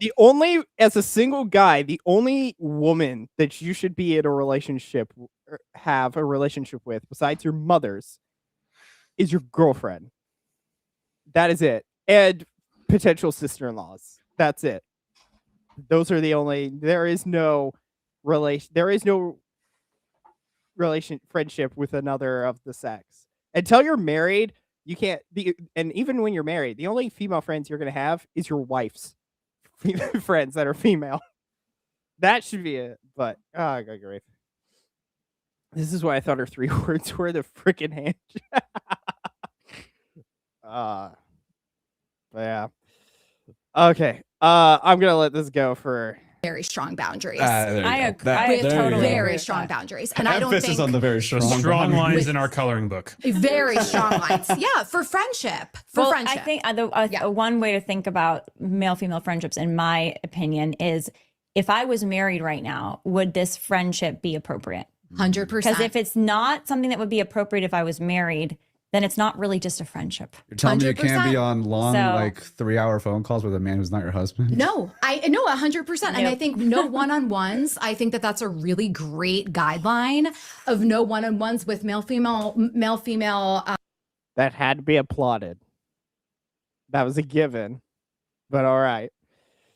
Friends. Because, and I think the enemy also does kind of work its way in there, because then a man that is doing all these one-on-ones with these amazing women, where's the room for your wife? What if it's Where's your one-on-one wife? pickleball? It's still inappropriate. That sounds like a date. It's a date. Sounds like That sounds like a date. No, there's other Ryan's people like, waiting to "Shoot, play, I'm but going it's on a just lot." one-on-one. We're not playing doubles. No, but it's still a date. I think it's ruin the friendship, as the great Taylor Swift has a song that says ruin the friendship. There's no... Oh, she brought in Taylor Swift, the model of femininity. Yes, Yep. totally. The model of dating as well. Yeah. If I'm gonna pick a footballer pop star relationship, I'd rather Madison Beer and Justin Herbert, because at least Madison Beer is attractive. Are you a sports guy? Do you know who I'm talking about? I know who Madison Beer is, but Okay. Yeah. I mean, I used to watch the NBA pretty closely, but not as of the last couple years. All right. Sorry, I know it was a little triggering, the Taylor Swift thing for No, Christians. I think that's a great reference. I don't like a lot of the stuff The that she Christians promotes, hate but you know. Taylor Swift. Sorry. I don't. No. I am curious, but you said the handkerchief. So what is that So exactly? dropping the handkerchief very quickly. The handkerchief is just looking at the guy like, Well, no. Oh, bless. I wish it was. I wish Drive it was 7 that. hours All to right. see him. Yeah, give me an example of handkerchief, Kaylin. Yeah, how do you and then- guys drop your Question. handkerchiefs? Yeah, I think with women dropping the handkerchief, it's just saying some kind of saying something that's like, oh, do you know if you're at the Starbucks and you see a cute guy without a wedding ring and he's wearing a cross, ideally, Those are the 3 criteria. yeah. No wedding ring, wearing a cross. My dream Amen, man. ladies, go drop that handkerchief. Over 6 foot. Right? Oh, Over no, not 5'5". no, we don't. do that. But if you're making an unrelated true, so comment true. and dropping the handkerchief, but then being open to conversation and continuing that I conversation, can't even tell you which and woman then I find the before most the conversation insufferable. ends, being like, I "Oh my guess gosh, the you're one in so the middle sweet. is the Here, least take annoying. my number, or here, take my Instagram." Like, because she's talked the least. Yeah, exactly. I think there's a graph of how many minutes they spend speaking to how annoying they are. you're great. So that's the way that I would tell a woman to drop the You're handkerchief. saying, is it initiating, or is it like just making a comment saying I'm open to being talked to? It can be initiating. It can be also saying something that, like, with your friend being like, "Oh my gosh, like, Brian, you look, so strong today." Like, what? You're just making a flirtatious No one ever comment. says that. I don't know. I would be like, Yeah, what I do you can't want? blame you What's for that. wrong? Yeah, what? Like, what do How you, much what money tickets do do you you need want? right now? Actually, I do need to talk to you eventually, so about something personal. But yeah, let me know when you're available for a phone call. Love you, Brody. But yeah, salute if you're still That here. to be like, hey, I'm open to being talked to. If you are saying I'm meeting a man in person, I'm not using the apps, I'm only doing it in person, you are going to be single for a very long time, ladies. I'm sorry, unless you are dropping the handkerchief. And I see this. I see my single, beautiful girlfriends. These are the most beautiful women. We walk in anywhere, they're not approached. And the one guy that does approach them is drunk and, like, elderly, which is fine. I love an elder. Drunk and elderly? Yeah, like, they're just. That's some red flags. I mean, we have some red flags to the things we found out today. That's all I'm gonna say. I laugh how she's like, they're so pretty and no one approaches them. Probably because it's not what's on the outside that's a problem. It's what's on the in. Because guys Also- do look at them and be looking at, what type of woman are you?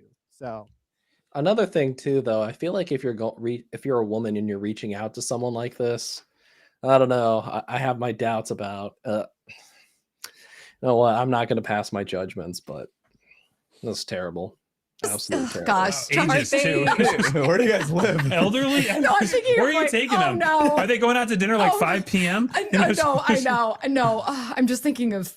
Are the women that you're going out Drunk with, or the women you're referencing in this example, are they all together? Like it's a circle of 4 women, and maybe a man feels No. Yeah, are I've they in been TIE out- fighter formation Like, and we that's can't different. assault the I've Death been Star? out- Yeah, Listen, like the context, the situation, also their handkerchief. Because like I feel like you can kind of I thought you tell. used a handkerchief. And I was like, oh, I that's feel like you can kind of tell if a woman is like at least interested in like befriending you at See, the but very that's least. what it is. The women, if they're not showing openness, if they're not dropping, I'm giving a very extreme example of dropping the handkerchief, but you could even, if you bump into a guy, you say, "Oh, I'm so sorry." Like, "Oh, Well, da-da-da." it's Like, just also something- true that all those guys were just not interested. Yeah, well, I understand just that. not that Well, into you. here's another thing, which is that you can, at the end of the day, you can have a lot of different attractions to different people going about your day or whatever. But if you are not a more open personality, right? Because it's also a personality thing. If you're not more like as a personality, like, "Hey, how are you?" Making eye contact, smiling, right?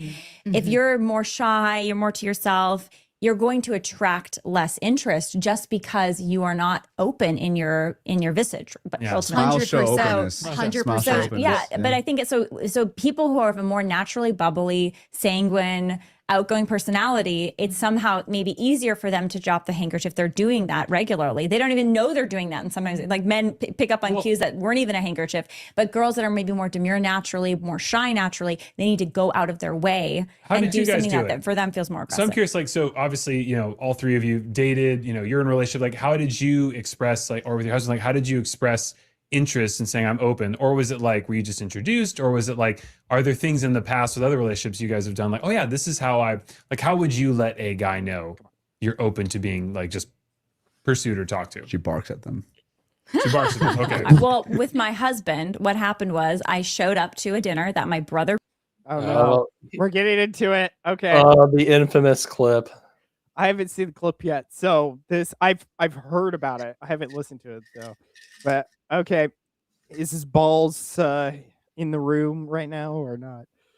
All right. Planned that he was going to be at. So already I was open to my husband because I knew he would be there. I'd never met him yet, but he was a friend of my brother's. And then I was, you know, chatty with him and he was handsome. We were talking. And then when we were walking down the street afterwards, he was going to take Bart home, which was the public, or actually, was he going to walk home? I don't remember, but it was in Berkeley and he was a law student at the time. And I was like, oh, I'm happy to give you a ride. No problem. You know, like happy to give you a ride. That's and tough, then that gives me nice. That's just good courtesy. Well, nice. What are you talking about? And it was a little nice, but it was also a little bit like, oh, I'll spend more time with him. And then that's when he asked me, I was like, oh, I'd love to, you know, do you ever lock the doors? Do you ever like going to the opera? Out? And he was like very, you know, sweet. And I was like, yeah, sure, I'd love to go to the opera. To the opera? Yeah. Aww. And so then Dude, that's rich. You were like, get in my car, and he's like, I'll ask her to the opera. Yeah. Okay, that's great. So I think he was planning to ask me out, but I think it helped that I was clearly at least warm to him, if not really into him yet. Whereas you would be like, hey, get home safe, right? That's about a 2-mile walk. Nice to meet you. I think he would have still shot his shot, even if I had done that. But I think it, you know, facilitated that I was expressing that interest in him. What opera did you see? What did we see? That is not relevant to this discussion. We saw that opera that's a little risque, actually, and it was in San Francisco. What's it called? Oh, what the? I love All right. Just casually dropping your sins now. Okay, I see how it is. Oh, good grief. I love how though Lila's like, yeah, so we would do an opera. It was a little risque, and the matchmaker's like, oh, really? Oh, I love operas that are risque. Yeah, just so you guys know, even if it's in opera form, porn is still porn, by the way, and it's still a mortal sin. But yeah, just to put that out there. I'm not saying that that's what it was, but I mean that's what's being implied. Yeah, just as like modesty does not. Or immodesty does not just mean that you're naked. There's also the attitudes that you take. Right. Gosh, what a killer. Okay. Starts with an F. What's that opera called? I should Risque remember. Opera with an F. I don't know. It's so sad. It was in San Francisco, and so of course they put some insane thing. Well, there is a lot of people that are of an F word quality in All I'm gonna say is just read St. Alphonsus' Theologia Moralis. He actually does have a section on plays. So yeah. Insane thing. Anyways, good reading for Lila and her husband, so they know better.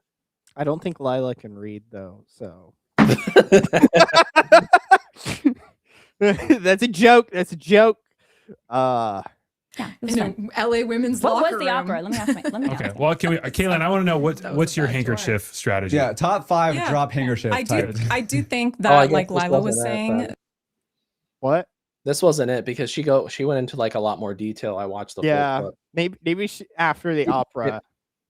Maybe it gets, or I think the way the Defiant Baptist, like he probably like clipped it together because they were like cut between. So maybe it's like that whole section he played. I'm sure there's like bits and pieces of it throughout this. Yeah. So it's still bad, even clipped together, compiled together. It's still not a good look. So. Oh no, terrible. I know a lot of people are getting on him because of the fact that he's clipping it, but he's just making it so. Yeah, I mean, it wasn't like it was out of context or anything. That it was in its proper context. Obviously, he's doing us all a favor. I mean, I'm just here to torture myself by listening to this, but you know, I do have good company, so. It makes the torture less torture. Let's go. there can be confusion if someone is just a nice person. Yeah. Right. I do know a lot of girlfriends like that. Like they're just so nice, and a guy might approach them and ask them out that they have no interest in, and they kindly say, "No, I'm not interested." And they're kind of like, I don't know why he thought that I was interested. They're just bubbly, they're just nice. Yeah, that's So a good I do point. think that can happen. At the same time, I do think like Lila's example, like almost giving, I don't want to say permission, that's not the right word, but giving that hint that yes, I'm interested, by her offering the ride. But I do think I don't know. even Don't ask me. just if you're not the one to drop the handkerchief and there is a guy that you are interested in, but you don't really make a move, but maybe he's talking to you, I do think smiling and engaging in the conversation, asking questions, that shows Having interest. basic social Sometimes skills. conversations can be very one-sided, or you can tell when someone's not really. And I'm Has that been your- antisocial, I'm so curious. Has that Yeah. been your I'm a experience? freaking Because like I was 25-year-old I have homeless chud who lives in my mom's house reading theology books all day. Yes, guys, have social skills when you engage in courtship. Yeah. And it's not even hard. It's literally like for online dating, I just kept popping in these questions of like, so where'd you go to school? Why did you go into that? Like, it's those simple questions over like, oh, so how's your family life? Oh, you have a sister that's married. How long has that been going on? Simple questions like that. I usually ask them if they thought St. Cyril was a Miaphysite or a Diophysite. That's usually my go-to question.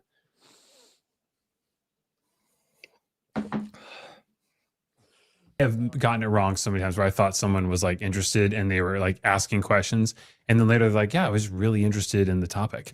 Well, Right. I will say I sympathize with like a lot of the confusion. But I feel like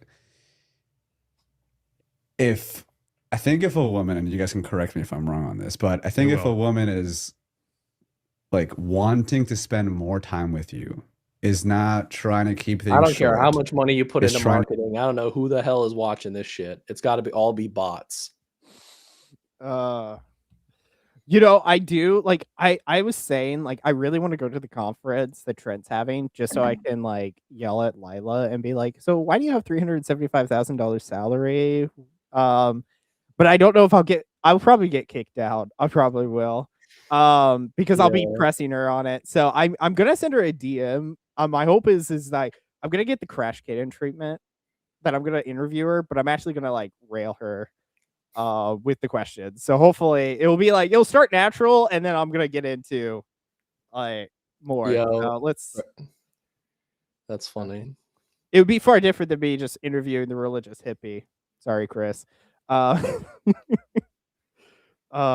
to get more opportunities to see you, and she's like, and you can invite that too. It's not like she has to say that. It's like you can be like, hey, you down to get on call and talk about this, or like, and she's like not trying to stop you for like whatever reason, but unless it's like, oh hey, my dad's dying, or like, hey, I have this commitment or whatever, right? Like, but if it's like, but also there is the dance, right? The woman has to be like, oh, but I really want to continue talking or whatever. Oh, but I have to like, there is the hint that that she can also give, like, I'm enjoying company with you. Right. I don't think that's a huge stretch for women to do at the very least. Yeah. I mean, and I also think that we're talking about out in the wild. Like Very right good now, this question to conversation ask. is in the wild. Very good And I question. think it's so different in different, like if you're in your community, so say you're in your Christian community, your Catholic community, your young adult group, whatever, and that's where a lot of men and women are meeting in the wild.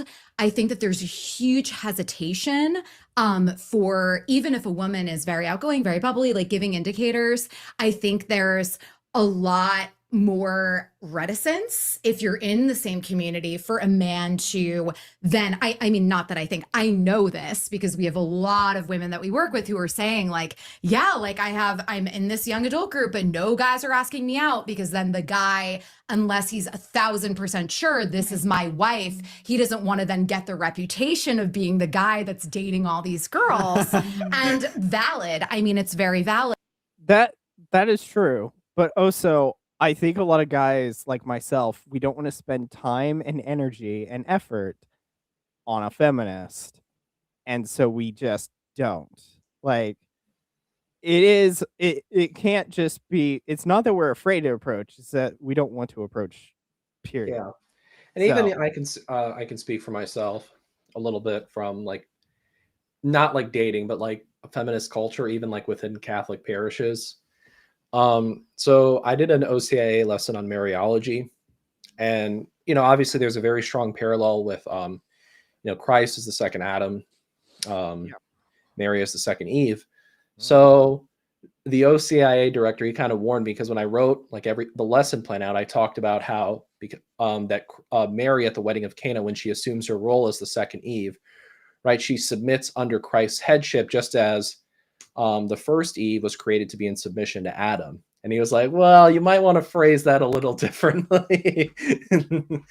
So I'm aware of this, as well as even in the case within Catholic parishes, like within like, obviously you shouldn't be dating like anyone in your OCIA, but just like within those kind of circles, don't pull a certain individual who shall not, or well, I don't actually.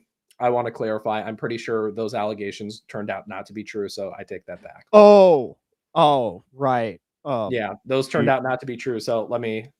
Deep voice. Deep voice, man. Okay. But yeah, I was like, huh? But all right. Anyways, let's. We're almost out of this section. Miraculous. We're almost halfway through. I think in the wild, I'm a personal matchmaker, so a huge part of my job is scouting. Like that's basically the best way to put it. It's meeting men. It's meeting single men and meeting single women. We tend to get a lot of single women very organically, just because of like housewives, like the things that I've been on. We tend to attract a lot of women in droves, and then we attract a certain type of man. And I love our male clients. They're wonderful. But generally speaking, as women know, you need to, we are out there looking, man hunting. We're on a manhunt. And I have been for 13 years. I've been husband hunting for all these women for 13 years. And herself, mind you. Right. According to Ryan, she's hunting also for himself, which is probably why she's single. Because she literally just says, I'm going out to find dating men. Got a red flag. Yeah. And I will say, in the wild, like I am a very bubbly, warm, outgoing person. And it really, like my girlfriends, even if I'm just going to an event and I'm like, oh yeah, I'm going to this event. Like we have a new, Orthodox, Greek Orthodox client. So I'm going to go to this fundraiser, a girlfriend will come with me. And because I'm so warm, bubbly, outgoing, I'm just meeting every person. It is a lot easier. So I definitely would say, I think it's, if you have that natural personality, that's amazing. And if you can find a female friend that has that warm, wonderful, bubbly, outgoing personality, I think that's like what an asset to have. And even being like, okay, we're two single girls tonight. Like, why don't you be the one? Make it a game. Like, okay, we're going to this event. It's, a Catholic fundraiser for XYZ. And how about you just drop the handkerchief to two new people that you've never met before. And it doesn't even have to be guys, because I think this is a skill. I'm sorry, what? You don't have to drop the handkerchief to just guys? Is she just advocating for lesbians? Wait, yeah, I'm sorry, I was zoned out. What the hell did she say? She said you don't just have to drop the handkerchief for guys. What the hell? Okay, hold on. Let's see. I pull it back like 30 seconds. I'm pretty sure she said that. Chat, back me up. Has that warm, wonderful, bubbly, outgoing personality. I think that's like what an asset to have. And even being like, okay, we're two single girls tonight. Like, why don't you be the one? Make it a game. Like, okay, we're going to this event. It's, a Catholic fundraiser for XYZ. And how about you just drop the handkerchief to two new people that you've never met before. And it doesn't even have to be guys, because I think this. What the hell is she promoting? I think she meant it more as a friend, but The dropping the handkerchief has a romantic overtones to it, so well that answers. I'm glad I was awake to hear that. Wow. This is a skill that has to be learned because again, this is in the wild and I don't see it happening as frequently as I would like it to happen. I think all of this can be summed up with both sexes have to be comfortable with being vulnerable to the other. This can be applied to. It's beautiful. DM spike. The power of vulnerability. Well, I mean, the story of Ruth is that she literally laid down on the threshing field floor in front of Boaz. But what is society? What is our like system today as a society, as a culture in America to date and to? I mean, in a lot of cultures today, to date and to marry. There's no like path forward that's typical. Behavior. I think that's part of the confusion. Like it's not arranged marriages anymore. Yeah. You know, or at least, well, in the West, but there's still tons of arranged marriages like all over the world. Right. I But would here, say for like we don't have a good rule of thumb, I would say is, and I listened to this from a Father Ripperger video actually. Not sure how many people have like controversial opinions on him, but I think this is very fair. It was Rules of Courtship. I think it was uploaded by Fides Celium. I forget the name, but I think Father recommended, this Catholic priest recommended, like about like 3 to 6 month period of like friendship, then a 3 to 6 month period of courting, and he describes what that means, and then from there, you know, take it forth if this woman is, this men and women are, you know, should proceed.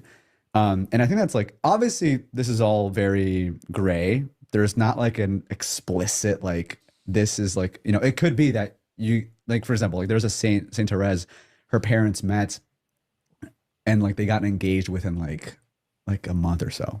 It was very quick. So I don't want to make this like a black and white thing, but I think it could be maybe something to consider generally practicing in this modern day and age, because there's so many communities that you don't want to just be dating around everybody there. You want to at least get to know them and like maybe finally get your pick after you meet all the people in the community, right? Instead of just trying to like shoot blank. I think I like the concept, but what does it look like in real life? How do you be friends with someone for that period of time? I mean, I think about actually be engaged with community. Time. Well, I think about well, my that's brother. What I'm not saying that's like a hard and fast rule. So so I've got 5 brothers, so I know like they all have their own different love lives, and then I've got 2 sisters. So just like learning how things happen for them of all different ages has been its own instruction, or like learning about the culture. But he was a student, you know, an undergrad student, and he was in a friend group, and he had a lot of friends, and he, you know, they were all close and hanging out. And then he would start dating different, like you were describing, he would go on some dates with some of the different women to just discern, is this the right together? Like, should we continue to get more serious here? Like, this is someone who's marriage material. Where is this going to go? And he did. There was a little bit of a reputation. He was like, why are you talking about me? I didn't give your name, okay? I have 5 of you, so it could be any of the brothers. Any of the Rose boys. 20% chance that she's talking about you. 20% chance I'm talking about you. But that's good. But This is like when Trent outed his friend for being an accountability partner. Yeah, not even Batman would be able to break that out of me to state like, oh yeah, my friend would basically goon in the middle of the night. It's like, I would never even say anything. Wait, bro, what video is this? The hell? Did you not remember? Do you not know this video that Trent posted? It was. I don't really watch that dude's stuff, to be honest. It just all looks like bull. So it was the Trad's dirty little secret. I think he reached. I think. But it was in that video. He said like, "Hey, I was an accountability partner for this one guy, and I noticed that he gooned at night." And I'm like, you should never even mentioned his gooning. 1, regardless of how in Aeon that was, but 2. Never mention your accountability partner. That's just rude. But yeah, I was like, when Trent said that, I started laughing. Oh gosh. You know, there was a little bit of a ruffling of feathers. Chris, I'm pretty sure that's what he said. Now, okay, he did. Let's put it this way. I don't know if it was goon precisely, but it was definitely he looked up pornographic stuff. Because he had the covenant eyes, basically. The activity would increase at night. Yeah. What activity? But Oh, God.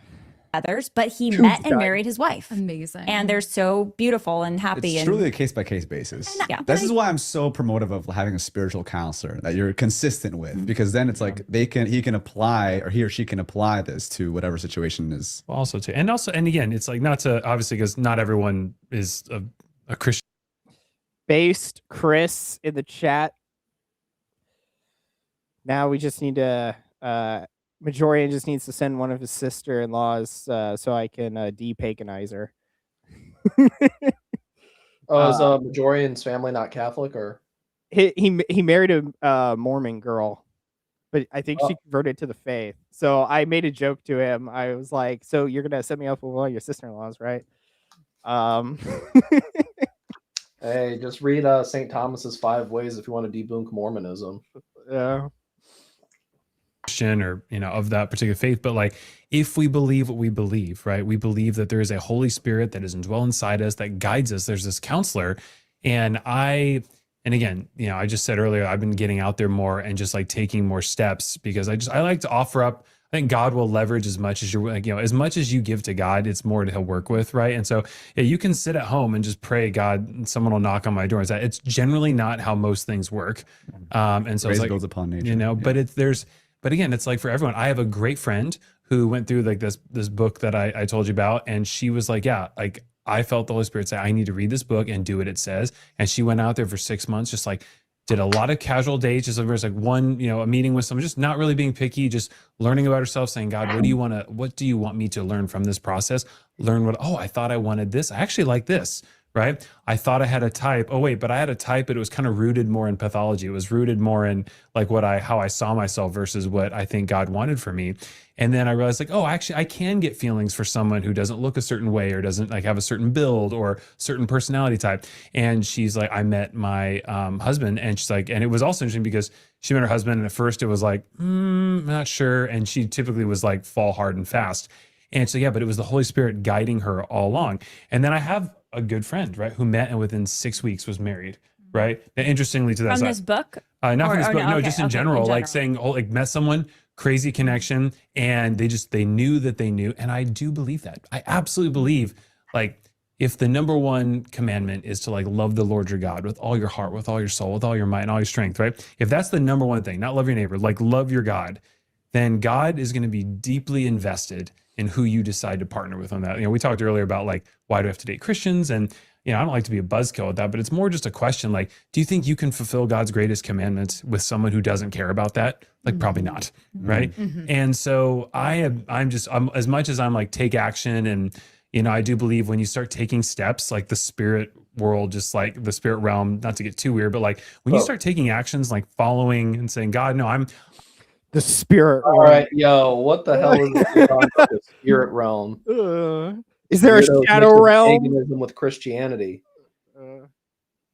Next, he's gonna say he sent a soul to the shadow realm via the seal of Arikokos. The hell is he I'm not talking just praying. about the spirit world? I'm also like, I'm taking steps of faith. Like, I think heaven just watches and responds. And I have found personally just like that more doors, like when I decided to be more open and then started taking steps, I don't think it's coincidence that there's been more amazing opportunities, et cetera. And yeah, some of that is from the practical effect of doing that. But I just think God's going, yeah, all right, cool. Like, you want to like submit this sacred search to me, So true. right? Then let's see what happens. And it is different for every single person. I want to make it clear that like So- the aspect Yeah, of God's true. providence, Though, there to could be be a fair, reason for why. I do talk to, I guess for myself, I'm more in like the scholastic nerd space. So I do actually talk to very smart Protestants who are well read in the tradition, or like guys who like read our authors in Latin and stuff. So then again, I'm like, oh wait, that's like 0.0001% of Protestants, and this is like Yeah. You're saying you don't engage with taco talks? No, those aren't usually the kind of guys who I usually have like autistic like email back and forth. I have one guy who he's reformed. His name is Matt Hedges. Really sharp guy who I had a interesting email back and forth with on like the formal object of faith. But Yeah, that was kind of interesting. But yeah, I'm like, oh right, this is like the typical low tier slop that I usually don't even waste my time tuning into. Like just how he's explaining the spirit world. Is this just like some made up pagan nonsense? Yeah. You haven't found someone for a while, even though you're doing like so many of the things correctly.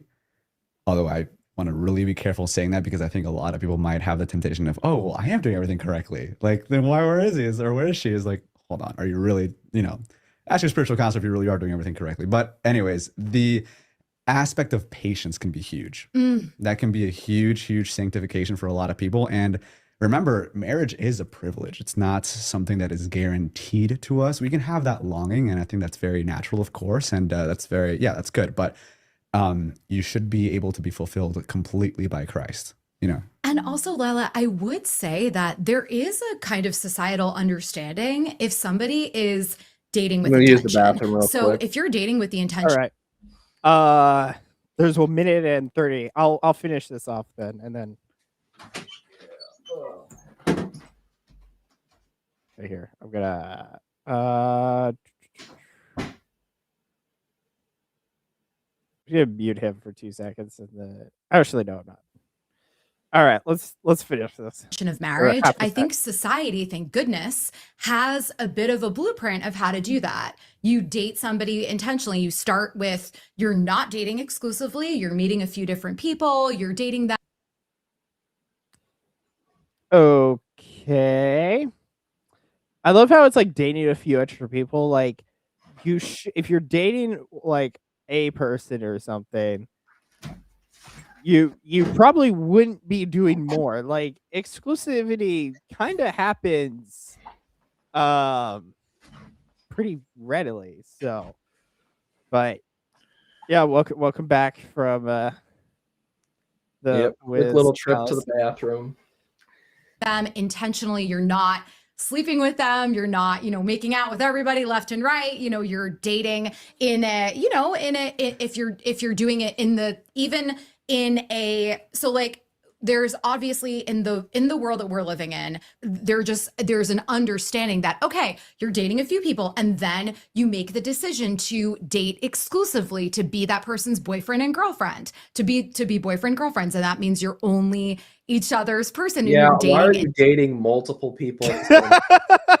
Who the hell? What kind of bullshit is that you're making up? I mean, granted, she's not even a quote unquote Catholic matchmaker, even though I think that's a stupid grift in of itself. But I don't know what kind of spiritual director who's in their right mind is going to advise you to be dating multiple people at once. That's absolutely retarded. Well, just wait. Lila hopefully will be saying the rest. And probably not in this segment. We got a minute of this half. Intentionally each other, and then you discern marriage after that. So I don't think it's like, oh, whatever is going to happen. I see it's a very like clear, like this is kind of the way that society has agreed to go about this. Now, obviously with the secular world, a lot of times it's don't have sex until you're in an exclusive relationship. Whereas in the Christian world, we're like, don't have sex until you get married. All the good advice from the secular world becomes perfected in the Christian world. Yes, 100%. And that's why, anytime. That's well said, Franco. So it's a good one. Hold on, but she might disagree with this because secular advice. All right, you know what? Pause right here. I'm gonna if you want actually good advice, this is good advice. This is from one of my favorite. This is from Saint Alphonsus. This is the real truth that you guys need. Where can I? Give me a second. Well, here, let me. There's 15 more. There's like 18 seconds. I'll play this and then okay. You can say yours. Best thing you can do is to get a coffee with someone. Oh my God, I can't. We had okay. Can we gotta go into the debate. There was a big debate, guys, and because the secular world says get a coffee. All right, No. right? I would 60 love seconds, to. Ryan, then 60 seconds, Wait, Alessandra. can you establish? Yeah, well, yeah. What do we do? Yeah. All right. Saint Alphonsus Liguori, and he writes in his Theologia Moralis. This is book 4, number 414.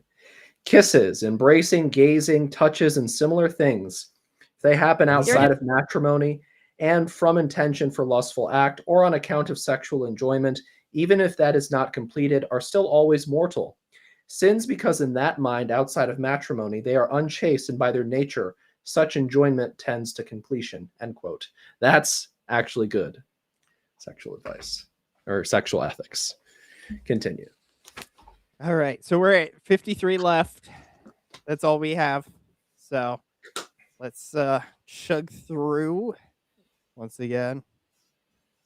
You're debating. You're Well, debating. actually, I want to ask because I will respond, but I would like my premise is that I have had a great experience grabbing coffee. I enjoy coffee. Well, real quick, for those that don't know the context here, so Alessandra and Ryan have a bit of a disagreement, and I'll give my thoughts as well, and Lila will give hers and Kim will give hers as well, but they have a bit of a disagreement on whether you should be dating multiple people at once. Now, that presupposes what the term dating means there, and what that all looks like, but go ahead. Take it away, Ryan. Well, first, I would say I enjoy coffee dates. I find a coffee, if you substitute the word coffee for date, I think for me personally, the word date would always get in my head and be like, oh my gosh, I'm trying to date intentionally and just find my wife. And so I would go in and be really overly analytical and then just reframing like, oh, I'm just going to grab a coffee. Our society also just practically is built on, we eat out, we grab coffees. Like it's a part of many people's day. It's also a casual way to get to know someone who may otherwise be intimidated by something. Like, I remember one time I used to be like, hey, let's go on a hike, right? And I love hiking and it's great and it's outdoors. But I was like, oh, if the other person, they're like, wait, what if I don't enjoy this? I'm stuck for like 3.5 hours on this like trek with this dude, And so I was like, oh, coffee is simple, it's quick, you need caffeine anyway. And I know that my illustrious colleague here disagrees with coffee as a way to get to meet someone casually. And I'm talking like a first or But you're not saying you're like making out with this person or like. No, I'm saying if someone's like, hey, would you like if one of her clients like, hey, would you like to grab a coffee with my clients? I would say, oh, of course, like a coffee. In fact, coffee, in my opinion, is actually less, I think less stressful on both parties. And again, I'm generalizing, right? It could be there's somebody like, no, I want an intentional meal. I want to see his manners. I want to see if he knows what each silverware piece is. To me, this is where the red pill advice is coming in, that she wants to be taken care of more than she wants to go on a date with you is gonna come in. Yeah, because it should be inexpensive because you're not worth it yet. So, and that's just a fact of. Yeah, I mean, I don't disagree that that's a decent place for a first date. It's just like, why is this dude taking like 10 minutes to explain this? Is used for correctly, like Pretty Woman, So, anyways, but I'm curious. You reacted Well, very maybe strongly. it also depends how interested you are in the woman. Because if you're very interested in the woman, like thankfully my husband was very interested in me. He's like, we're going. Oh no! Oh, get your drinks ready. We're getting. I already finished my whiskey, and that was the last of my bottle. So. Oh. An opera, and then we did dinner first because opera wasn't for a few weeks, and then we did all the things. But if you're not really sure how interested you are, maybe coffee is. Well, if you've never bet. met them, and If never met them. and that's what I'm saying. Like if you don't know them at all, you maybe have like a coffee shop practice. It's a public place, right? One thing that like I'm a 6'5", like 220 large male. You should not be less meeting concerned about in my safety private alone prior to marriage. Nor in dating. Yeah. Yeah, prior to marriage, you should not be meeting private, alone, one-on-one. If you are going to, let's say you're going to have dinner at the girlfriend's place. Make sure her parents are there. Yeah, absolutely. That's a given. Mm-hmm. Well, it's like I had a dude. He had a person because we were in college, and he went over to her apartment, but it was had like 4 other girls living in it, so it's like that's different. Now I do think when he was at midnight going over to say goodnight to her, I think that was a little sus, and I told him as so. But other than that, but I don't think he doesn't have that character for it. That I know it was not malicious, but it does have that negative. Like if a guy comes over at midnight, there's only there's only one thing that it looks like. So yeah. And guys have as much responsibility as women to ensure that both seem chaste.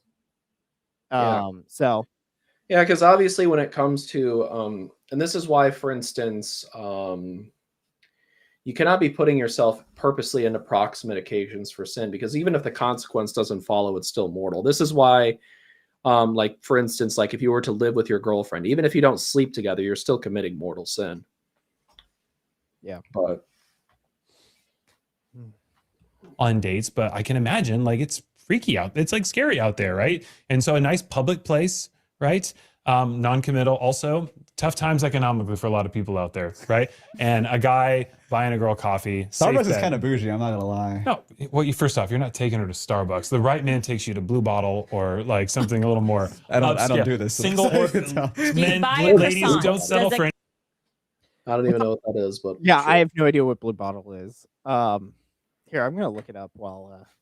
anything less than single Does origin. it come with a Okay. scone? I'll do it. We can do it. We can do it All right, now. but let's That's talk- the you best I know can do. Alessandra, what say you? Well, the way also that it was presented is that that you had read this book, and then this person was like, date everybody and just stack so many coffee dates and just make them quick and casual. So that was where a lot of my visceral reaction came from, because I think that there is like, I think if you're dating a million people and you're not quantifying, you're Million? dating, for everywhere from, and not just you, I'm not saying just you, but if you're not dating intentionally, like, right, I have a client right now who's finally single and she's amazing. And she met this great, So true. So true. Wait, hold on. I'll get back to it. But hold on. Chris. But yeah, Chris with the aged unk knowledge. So true. So true. So they- true, Unc. Hold on. Got it. Okay, I gotta shove her back because she said something that I had questions about. think that there is like, I think if you're dating a million people and you're not quantifying, you're dating, for everywhere from, and not just you, I'm not saying just you, but if you're not dating intentionally, like, right, I have a client right now who's finally single and she's amazing. And She's finally single. What is that supposed to mean? She's a matchmaker. Does that mean her match failed? Oh, good night, Chris. Good night. Yeah. Good night, boss. I appreciate you for sticking through and listening to this torture. Yeah. It's the duty of the young to suffer the old's punishment. But I thought that sentence was so weird. Like, who would say, "Oh, she's finally single"? Like, that's like a simp say, like, "Oh, Sydney Sweeney's out of her engagement. It's now my chance." But it's just gonna be the Yu-Gi-Oh meme again of like, it should have been me. Gosh. this great man, but he's Indian and practicing like Buddhism or something like that. She was like, but I was so attracted to him. We had such a great we had just such a great physical connection. And I was like, what is your goal? Like, are you dating with the intention of marriage? She's like, yes, of course, I'm dying to get married. I'm like, are you a practicing Christian woman? She's like, yes, I'm so practicing. I need to raise my kids Christian. I'm like, Are you okay, praying to Buddha? well then we're not gonna go to dinner with this man. Easy, done. But all of that to say, so the way that back to the coffee situation. So I work with a lot of women that are dating with the intention of marriage, and I completely Is there any other intention to dating? Dating leads to marriage. If it doesn't, it's not dating, it's just escort service. Even if it's not particularly Yo, can she curse bitch you real quick? Yo, so true, so true. That woman who's like her client or whatever needs to curse Vishnu. That's so but that's just mean. understand and respect everything that you just said. It makes sense. But a coffee date is akin to a professional interview. If a man also women, the projection or the what a woman hears when a man invites seriously on the first date. You gotta take me to the Cheesecake Factory or else it's not real. You gotta spend a minimum of $100 on the first date. The second, you gotta take me to Disneyland. Dang it, I was here to hear this casual dating is a new thing. That behavior would have gotten you stoned. Yep. casual date. So true. We need to go back to those days. Days of stoning. Serve for Bring a back coffee the date. Inquisition. This is a low time investment. It's a low financial investment.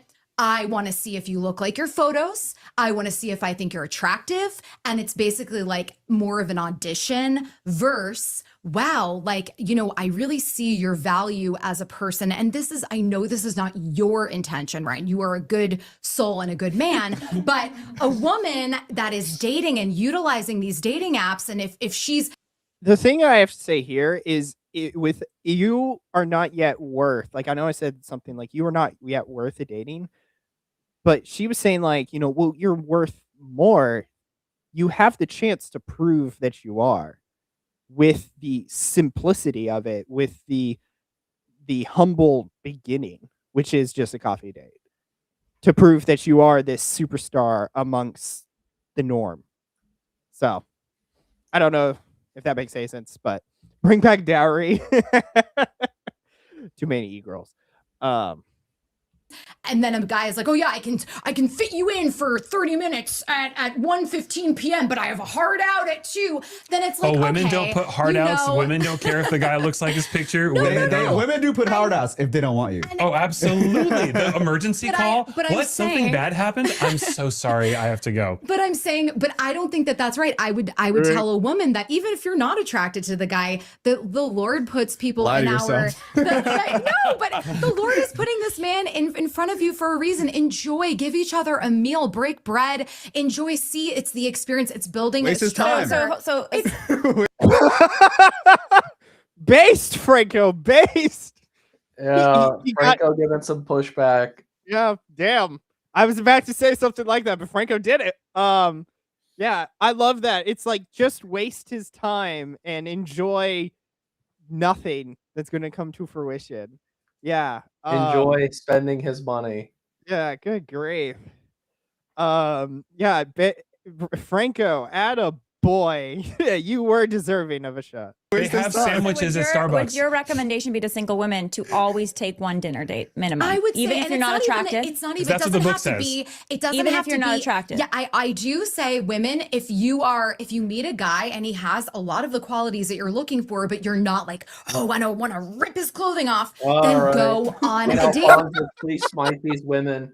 Saint Alphonsus, please smite these women. Please smite these women for their disgusting rhetoric. Yeah, if you don't want to rip his clothes off, ma'am, you're not supposed to. That's so funny. Saint Man. Alphonsus, please smite these women. Oh, good grief. With him. I'm sorry, was that inappropriate? I'm so sorry.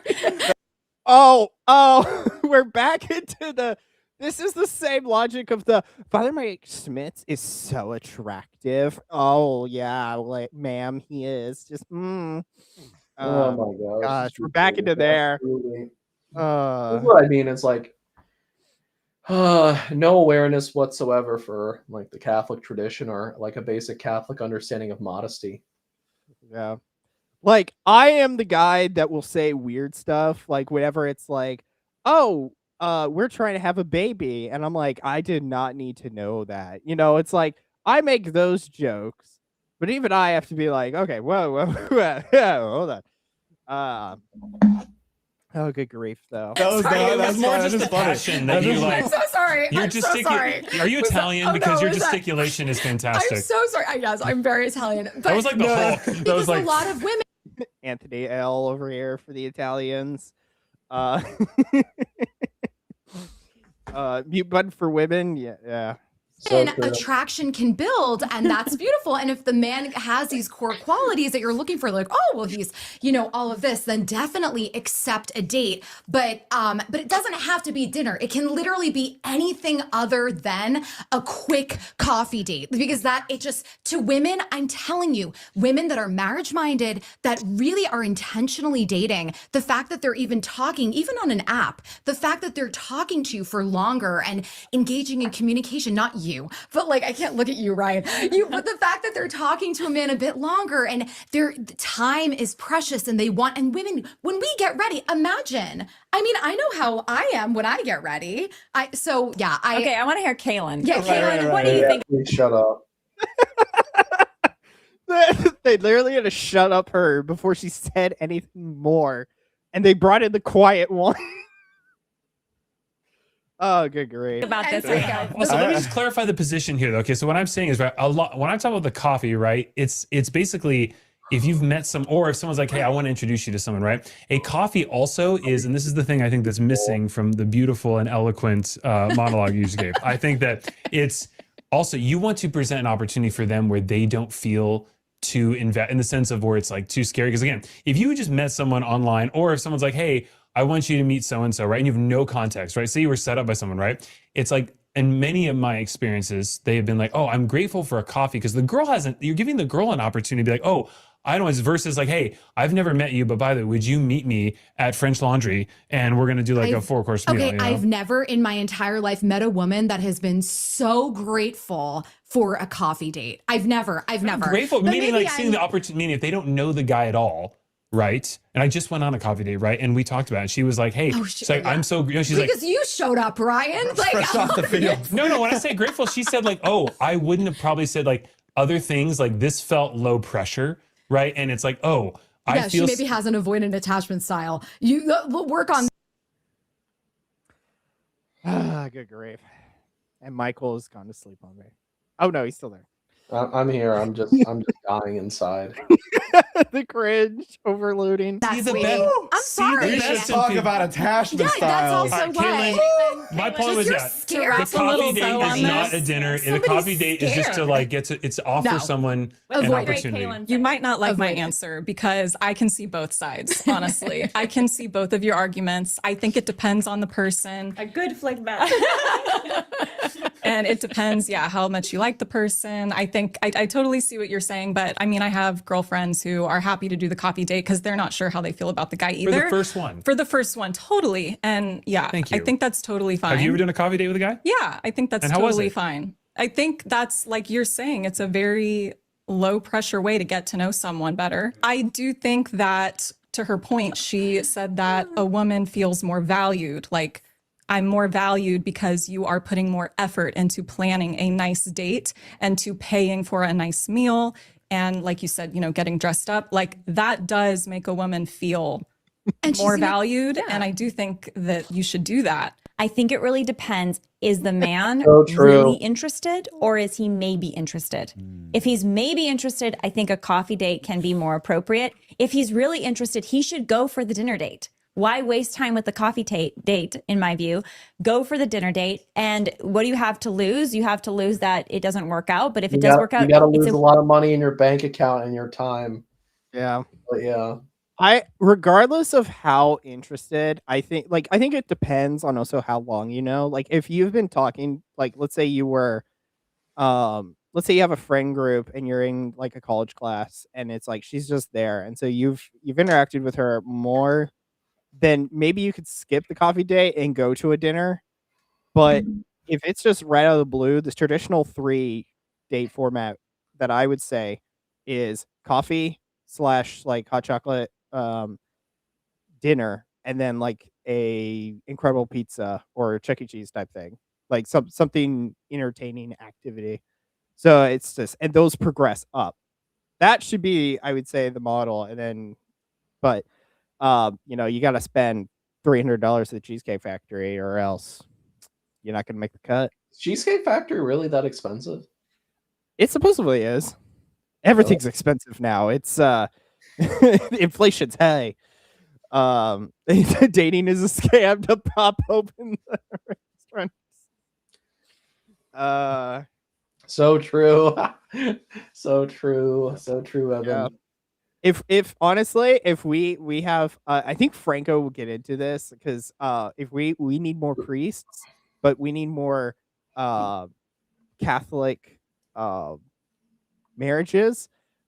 Church should really prioritize making an arranged marriage service, and just like get all the single people into one bank, and then just, okay, you're gonna be with da da da. how do you feel? But gosh.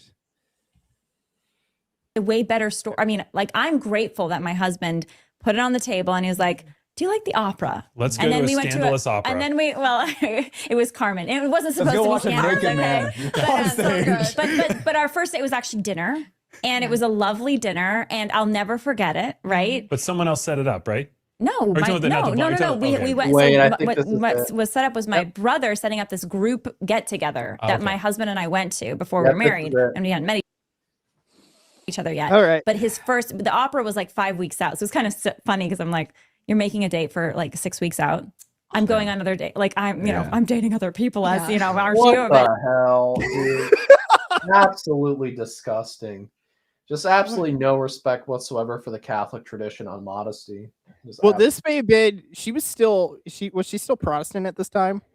I don't know. Hold on, let me quickly Wiki here.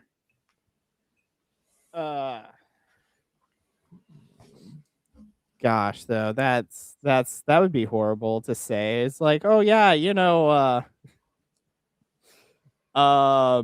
she's been married since 2018. Okay, that's it. I'm not saying anything right out of the gate. So, all right. Oh, she converted to Roman Catholicism. Hold on.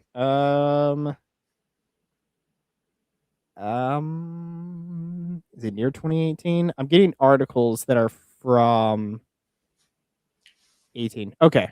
So either way, it's gonna be one of those conversations. Look at the dating smirk. Like a gremlin. Bro. Yo, absolutely cooked. We're getting close. Yeah. And the only way out of the arranged marriage is the priesthood. So true. Or just the late celibate life. I'm enjoying it. Oh gosh. But then we went to dinner, and then it was like, you know, coffee and brunch and hiking and all did the you other keep things. seeing other guys after that? I did see other guys until we became exclusive. Yeah. Okay. Yeah. So you went on how many dates? And then, good grief. How, like, exclusivity should have happened, like, date one, after date one. Good Well, grief. you shouldn't be dating multiple people yeah. whatsoever. That's just absolutely disgusting. Yeah, it's so bad. I'm just gonna keep that up perpetually, just so because it's gonna get worse. And it's just the impression that women get. I get everything you're saying. It makes logical sense. Everything you're saying. And that's why men understand the logic. And I get the logic of it all. But I'm saying the impression that a woman gets, if you are like, oh, want to grab a coffee, then it's the impression that a woman is getting if she is dating with intention. Yo, It's like, pause right here. He's dating. If you don't take me to Ruth Chris, I'm going to date other men. That's basically the threat. Yeah. Good grief. A million people. Well, wait, then what do you think of Lila's slipping me in. situation? She kept on going on dates with other guys after Well, her no, husband. but that's fine because they're not But exclusive. to be clear, I was Confused. ultimately the most interested in my husband, and it was too. Right. I felt it was too premature Yes. to not date other people. Yes. Now my husband didn't go on other dates with other women. Oh, my. Oh, rip. What? Like the humiliation ritual just live. Mm-hmm. I have to wonder, does he watch this? Does he watch this crap? I don't know how you could be a somebody check in with that guy. That's all I'm gonna say. Somebody check in with that Good guy. grief. Yeah, nothing like being a cuck. Good grief. At least Destiny was honest about his. He felt like I want to What a just king. Yeah. lay it down for this What woman, a which, king. and I'm grateful for that. See, So, this is why I agree with you, but I also kind of agree with you. Yeah. Kind of like Kayla, because I'm like, everybody. because like low key, like I feel like maybe this is insecurity, but I get so jealous so easily. Oh, I But- love that. but I wasn't Franco. like telling him I'm going on dates with other Yeah. guys. I know. Well, that's very fair because like I feel Yeah. like if So she's on. So she. Oh, lie of omission over here. Oh no. Okay, so you're just secretly going on dates with other guys while, oh my freaking goodness. Oh no.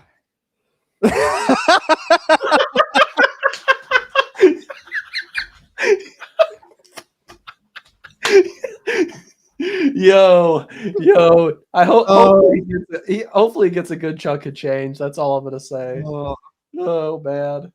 oh, man, Ryan with the killers. A bonus humiliation ritual fee. Good grief. Good grief. If you, it's kind And of out of also, it respect also that upped you the know, ante like, a little bit because yeah. it's like, does he want to make this exclusive? If he Yeah. wants to put himself No, out this is there very and make it true. exclusive, This is very Make true. an offer. then make an Yeah. offer I can't This refuse. is very. This is Isn't Yeah. that called marriage? This is just Oh my. Man, Lila, damn.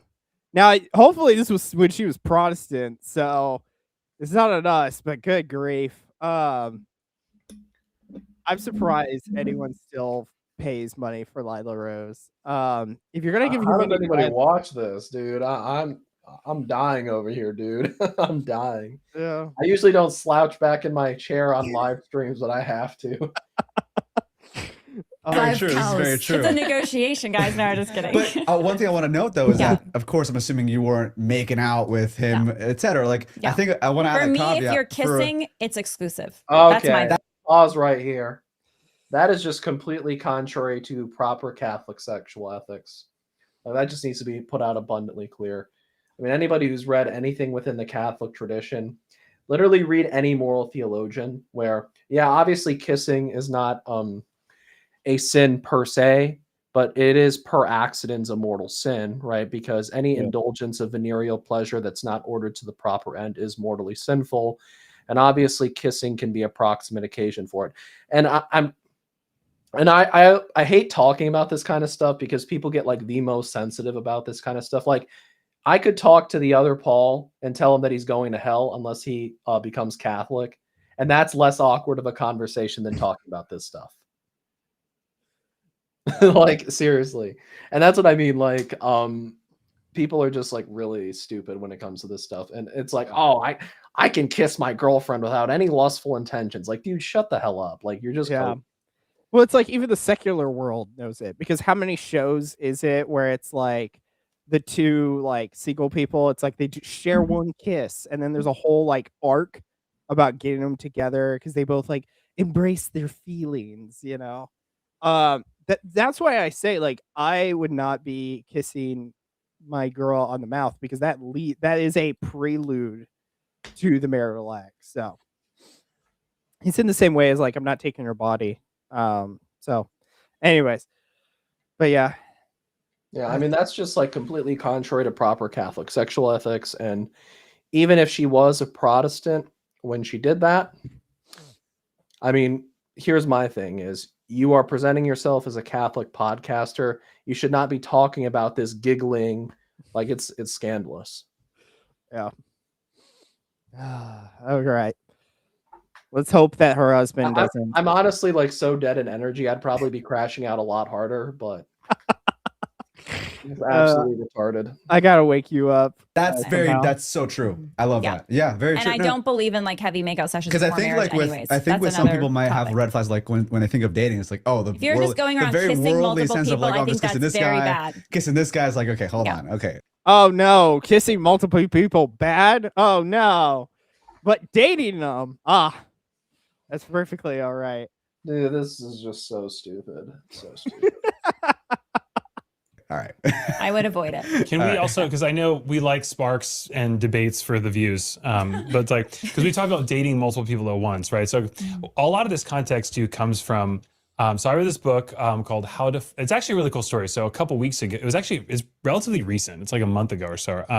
I had two people on the same day, independent, don't even know each other, call me and say, hey, have you ever read this book? We just finished it and it's awesome. And well, the first one is the woman I mentioned who met her husband after reading this book and trying it. And she's like, you need to read this book. And of course, I'm like, I need to read a book called like How to Find a Date Worth Keeping. This feels so like pedantic. It's like, just trust me, you're gonna love it. You're actually gonna appreciate it. And I was like, Saint fine. Irenaeus, And please I was like, smite all right, these if two people. people are telling me to read this book independent of each other, I was like, maybe that's a God incidence, right? And so I read it, and actually I was like, wow, I'm actually surprisingly really enjoyed it. And there were just some of it was kind of cheeky, right? So it's Dr. Henry Cloud. It's like How to Find a Date Worth Keeping, and he's a clinical psychologist and has a lot of data. He wrote a very famous book in Christian circles called Boundaries. But his premise was, he was the one who said, look, open up and say, are you like, look at your current trajectory. Like, do you think you're going to meet anyone if you are not, I'm paraphrasing mightily, but if you're not going out and putting yourself into new situations and meeting people, it's like, you're really going to have a tough time. That's the definition of insanity, right? And then the second part, he said, look, the problem is, he says, as guy, and he has a whole chapter for guys, like, hey, you do need to go start approaching. And he's like, stop dating for marriage. And at first, my conservative Christian, I was like, wait, what are you saying? He's like, I'm not at all saying you don't marry, like, you don't not marry a Christian. He's like, what I'm saying is, if you treat every date like the Super Bowl, right, and you're prone to overanalyzing, you are gonna, which is me, right? He's like, you're gonna have a lot of trouble. And so he's like, go out to meet someone, and he's like, yeah, and if they're not Christian, now I said, obviously, be safe, be wise. He's talking about the context of, like, use your judgment. But so if you go out and someone's not a Christian, he says, guess what? First off, they're not a fit for you, right? Long term, if you're a Christian. But secondly, he's like, you share your faith with them, right? And he's like, and all these case studies, and there are people who met all these different people. And he said, and also there are people that you would probably write off, right? But if you commit to doing this thing, he also is like, hey, if someone is like a high quality person, you got to go more than one date. He's like, you might just caught someone might have been a rough coffee session, so give him a, go to a meal or something. But he's saying to date people who are not of your faith. He's saying not out of your way, saying like, if you go out with someone, right? Okay. And he's like, or if someone's like, hey, I want you to go on this date. He does what I would say, he probably says in the book, go out. And yes, you can go on a date with someone who's not a Christian, but knowing like you're not trying to marry that person right now. You're just getting a date in for practice. Also, how can I serve this person? Right here. Yeah. Like, Okay.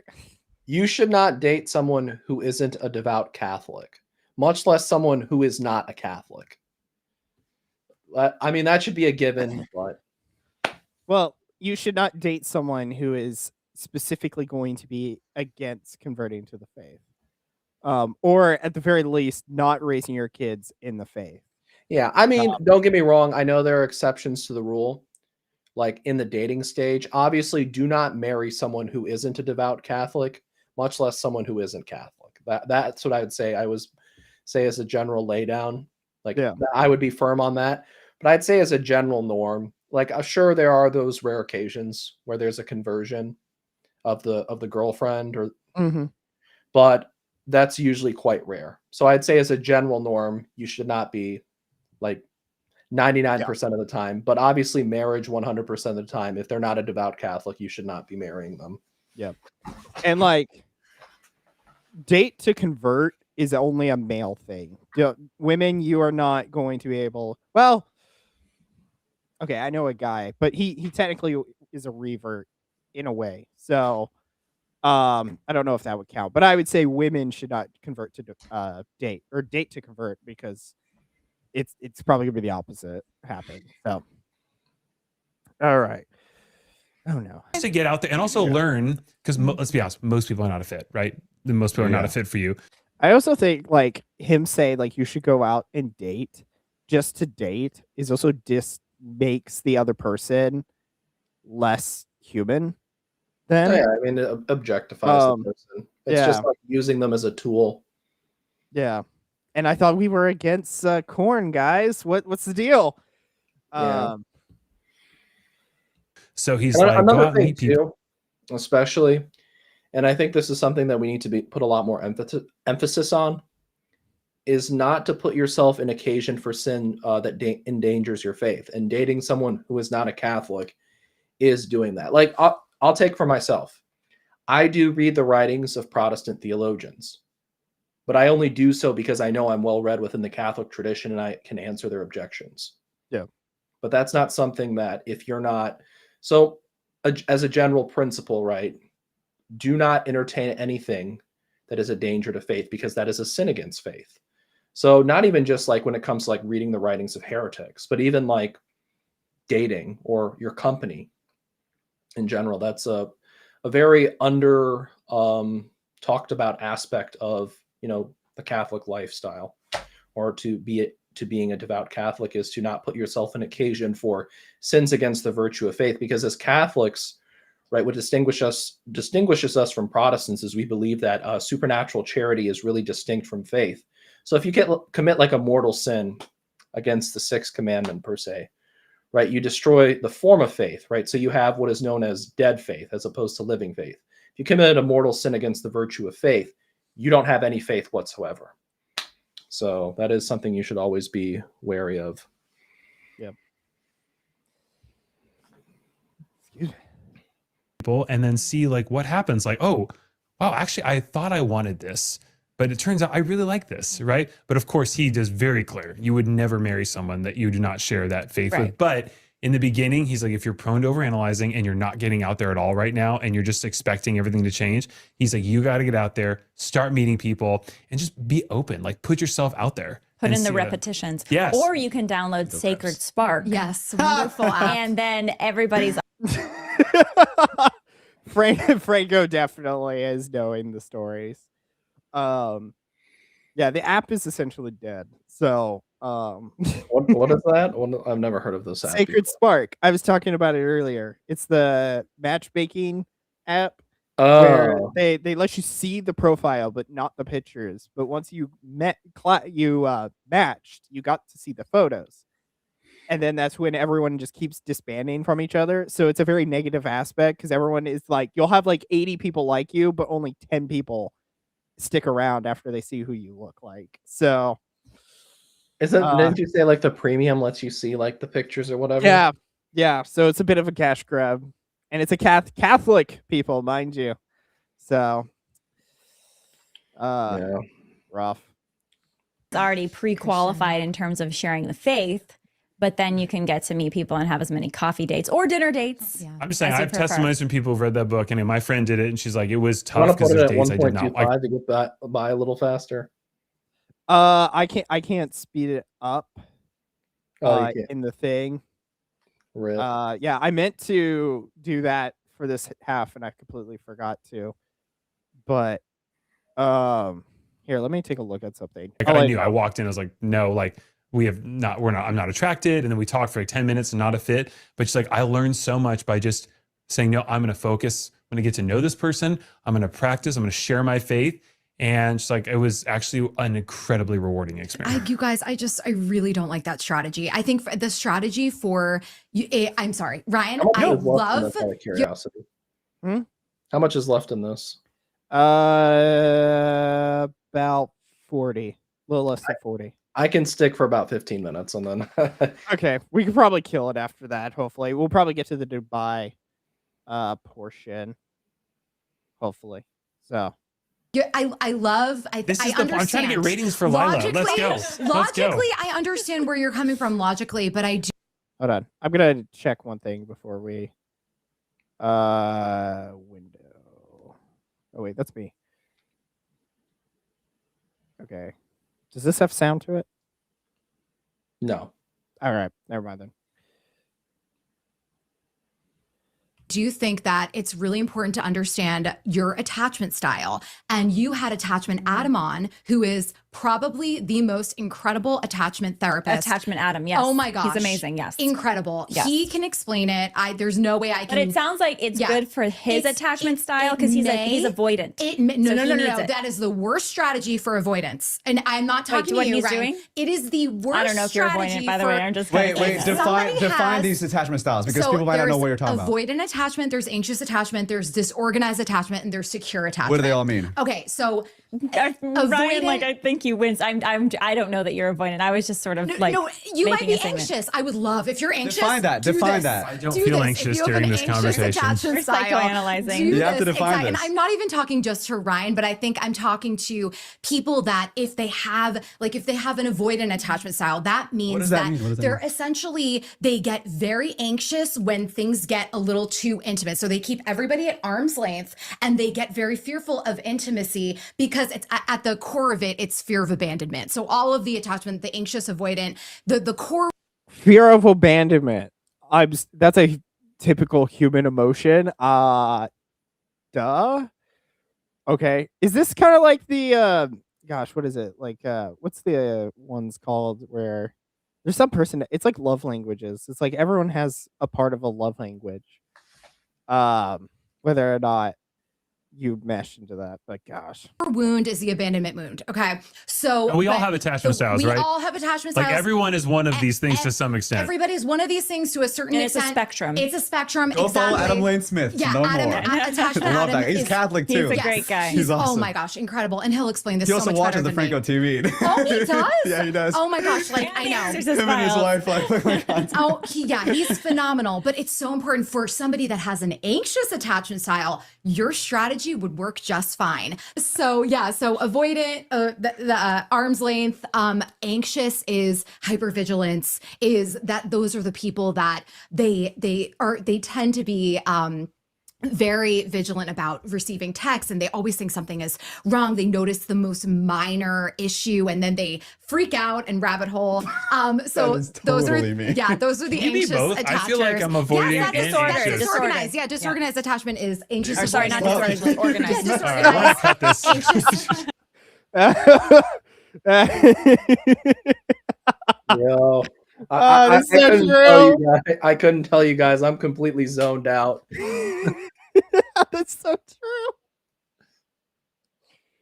If you asked me to say like repeat one sentence you said, I don't know what to tell you. Avoidant and anxious so far. What are the other two?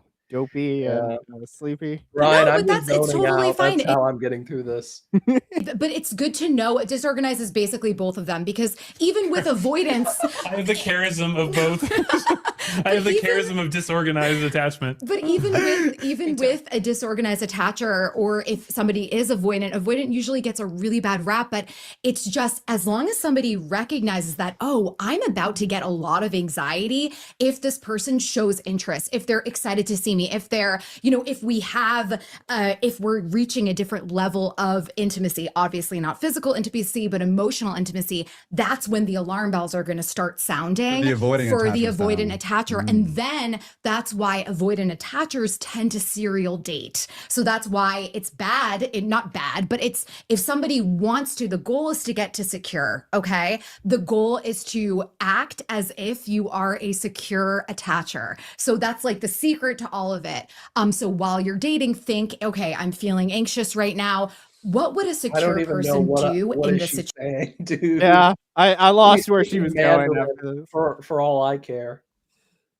So if you're waiting for a text and you're like, oh my gosh, it's been 5 minutes. They hate me. Oh my gosh, they hate me. It's over. Everything's done now. And then they have anxious, what people wouldn't know is that they have activation strategies of self-soothing. So then that anxious person might be like, you know what? I'm going to go on another date. I'm going to go on another date with another guy and see. So that's why it's really important to be very, my gosh. understand your attachment style at the core. There's an amazing need a book. minute, bro? Franco's like, I've Attached. never felt No. so seen. I No, know, because I know, I know. literally. Okay, so I'll say something personal here. When I was there's a girl that I'm interested in, and let's just Currently? say yes, and Mm. there was like. She sounds amazing. I know. What are the two? She has the two Oh, virtues, right? she is phenomenal. She's Oh so my filled with gosh, virtue. She's amazing. But anyways, I want to make sure to give this person space, right? And there was a girl that was kind of popping back into my life who I was interested in a while back. And I knew, I was like, I have this temptation to just call this person, because we do get along. We have great chemistry. Like, it's like, this is, yeah. And I was like, oh man, this is really tempting. But I'm like, no, I know that I would be doing it just to like kind of, because I know, like, I know what I want, right? I know this, Yeah. I know what I'm interested in. And so I was like, I've already discerned this. I need to reject this. You were activated. Yeah. So you were But trying to so when soothe, you're you saying were like this trying to urge to just self-soothe. go on another date, I'm like, Activated. Yeah. stop. What does that mean? Yeah. You were activated. What am I? A sleeper cell in America? Good grief. Stop. But that's okay. That's very natural. And then it's learning self-soothing strategies that are not going on more and more dates. Yeah. Because then it's just shallow But my connections. self-soothing is prayer. Yeah, no, Go to exactly. Jesus in adoration. 100%. You're so boring. The self-soothing. Yeah, it's really Sometimes I look Gotta date multiple women at one time, or else you're not dating right. Get myself in the mirror. Yeah, it's do the daily readings, go to daily mass. Like that's thank God we're Catholics because we have so many tools in our arsenal that are like psychology calls it self-soothing. Is she but actually we a Catholic or? Well, if she's getting homos together, probably not. Hold on. Didn't Ryan say something about it like a while ago? Hold on. I'm gonna skip just a bit so we can get to the Dubai section. I love the fear aspect. No, I don't like fear. I don't like fear. Yeah. But I think, yeah, fear stems. I mean, it's at the back when it's No. Okay, she basically popped in Father James Martin at this point. She might as well have done that. It would have been more honest. Okay, great.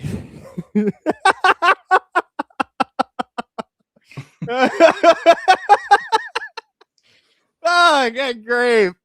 Comments are roasting her. Keep it coming. Too bad Majorian is in here. so many missed opportunities, I think, because I mean, it's very connected to pride in a way. It's like you're fearing what could be, you're fearing maybe taking a risk. Like that's not how you properly act in God's will. I mean, when you discern things, when you realize what is the correct direction and what is the answer, what is the solution to this life situation that I have, whatever it may be, you best discern it by what you're trying to run towards within God's plan, rather than by what you're trying to avoid and trying to run away from. So every path has obstacles. You're never going to get rid of obstacles. So if you're trying to figure something out based on the obstacles or based on what you're trying to avoid, you're not going to find a solution because you don't have a clear direction of like, okay, like this is what I'm trying to run towards. Now, given, sure, there can be clear like things that go against God's will, right? And those are very valid obstacles, right? Because they're like clear sin. But it's like, oh, this person might be maybe their temperament is maybe just not meshing super well with mine, and then you just give up. It's like, well, hold on, like like you guys can sanctify each other. There can be, if this person has a certain interest that you may not have the same interest in, it's like, well, hold on, maybe you guys could develop that or something. Like it's like, I think fear is at the basis of so many things. So a huge that I think the devil can be using that a lot towards a lot of people. 30 seconds or so. Yeah. And I think that the enemy attacks everyone in a very different way. I have one client who the enemy just consistently attacks her by sending her very attractive men that are just very Oh, the horror. She's attractive.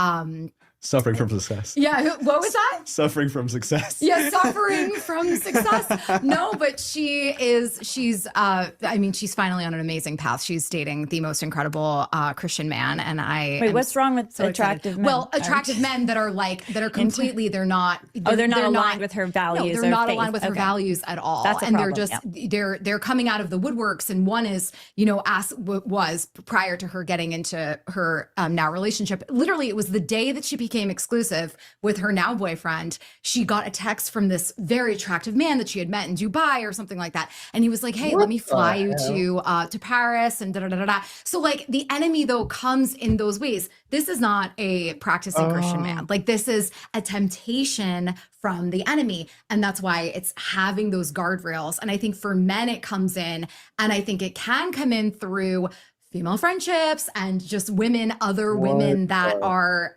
around. So that's a big area that I see the most with men. And it can also come through, single friends, well-meaning single friends that they're like, oh, they want you to be single too. They want to be going out with you. So with some of our male clients, we have that issue. But yeah, temptation, and that's why boundaries and the guardrails, so that you can sense that something. I think that's such a good point. And I've experienced that personally. I remember when I was dating Joe, and then also I've seen it in other girlfriends' lives. And I'm sure it happens to guys too. I'd have to think about their experience, like my brothers as an example. But when you are dating someone that is like the quality and the person, you're like, you feel like this might be the one, right? the things to kind of get you off track. And I remember my spiritual director at the time reminded me the devil hates marriage. He doesn't want you to get married. Once we got engaged, my husband and I, we like this weird, crazy curveballs hit our way. And again, it was like that recom. It was like, is this something coming internally that we need to like figure out and deal with as a couple? Or is this something more external that, is trying to slow us down or give us kind of fear or, anxiety about even getting married? So there's all these different stages. But I think in the dating stage, that what you were saying earlier, there's so many options. The optionality is so endless and our standards are all over. And maybe we're dating someone who. Yeah, because you're putting yourself out there and dating other people. What the hell is wrong with you? Yeah. You know how you stop all these options? You just tell them, no! It's a very simple word. It's 2 letters, 1 syllable. Good grief. What the hell is wrong with these people? You have people.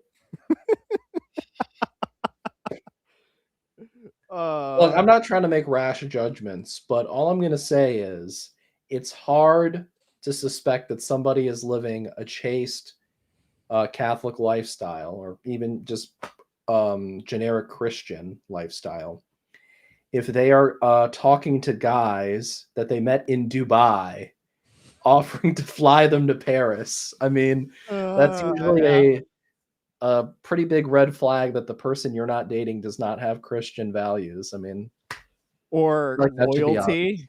Yeah. that too. Oh, good grief. Which is like the pinnacle of what guys want from a girl is loyalty.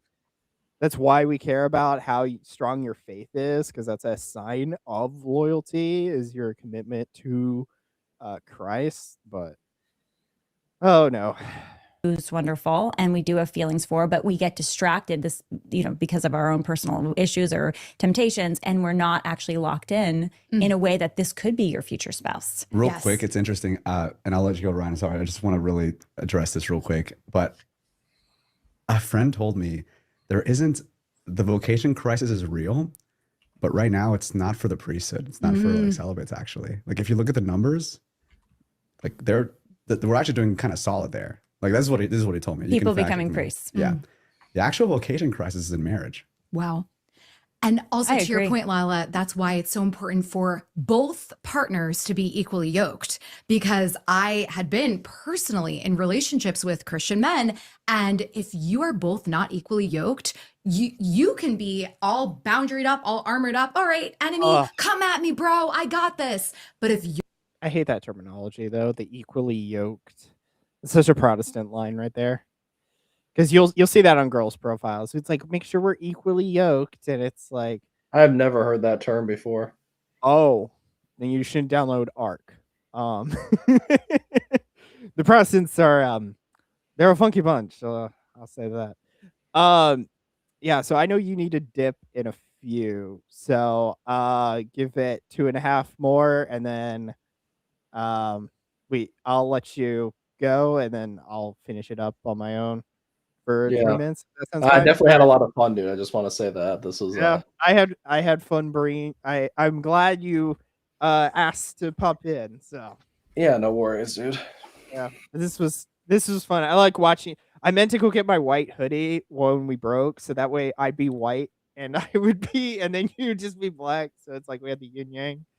But I stepped in on a good picture again. Your partner is not equally yoked, if he is a man, a Christian man in just verbal, and I'm a Christian man, but not in the way that he's living his life, the enemy he's a vessel for the enemy, and he's going to get it. And so that's why it's so important in the dating process. I've learned the hard way to make sure that somebody is actually. But what are the clear boundaries? Like, are they a practice? Like, you have to be a practicing Christian. Yes, practicing. You don't expect they'll suddenly practice when you have kids or when you get married. They have to practice it now, and it has to be something that they do out of their own hearts, as opposed to I'm trying to impress someone or whatever it is. 100%, as opposed to exactly like, oh yeah, I'll go to church with you. Like, oh, it's fine. Like, very lackadaisical, because that's where the. There's a book called The Sacred Search, and I forget if it's Gary Chapman who wrote it. It's Gary something, but he has this criteria, and he says out of these 4 categories, when you meet someone, if they don't score an average of a 36, so 1 to 10 on each one of these, and if you don't have a 9 on each of these, then you drop them. on average. And they are, one, do they have friends Uh, of the same gender, right? So true, a real warning trash sign, you'd be like, now. hey, if they have no, if it's a girl you're dating and she has no female friends, he's like, that could be now. Could someone have moved, or yeah, are there extenuating circumstances? But like he's like, that would be if all her friends are just guys, that's something you're gonna have to like look into.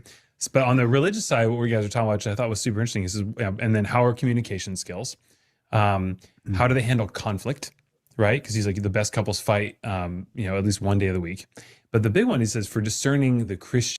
Was that a euphemism, or am I just a dirty mind? They fight once a week. Oh, I was zoned out. I wasn't paying attention to what this guy's saying. You just you're like 50 more seconds, and then I'm out. Like character of someone. It's not do they go to church, right? It's not how many For cool real. relics they have, right? It's not if they even know like a lot Really about the true. Bible. It's how's their prayer life. Mm. Because he says anyone can get up and go to church, anyone can get excited about God publicly, but what does someone do in the privacy of their own home when the door's locked, when no one's looking, right? We know that's when God, that's like the I have a dirty mind. I'm sorry. I will have to say here, he when he was talking about the prayer life is only half of the battle though, because there's a lot of people who have a prayer life who talk a lot of smack about being the good, holy people that they are, but when push comes to shove, and their faith must be applied, that's when it kind of fizzles. And I think you need to be careful, like just because like she goes to Sunday mass or he goes to Sunday mass does not dictate that they are a practicing Catholic either.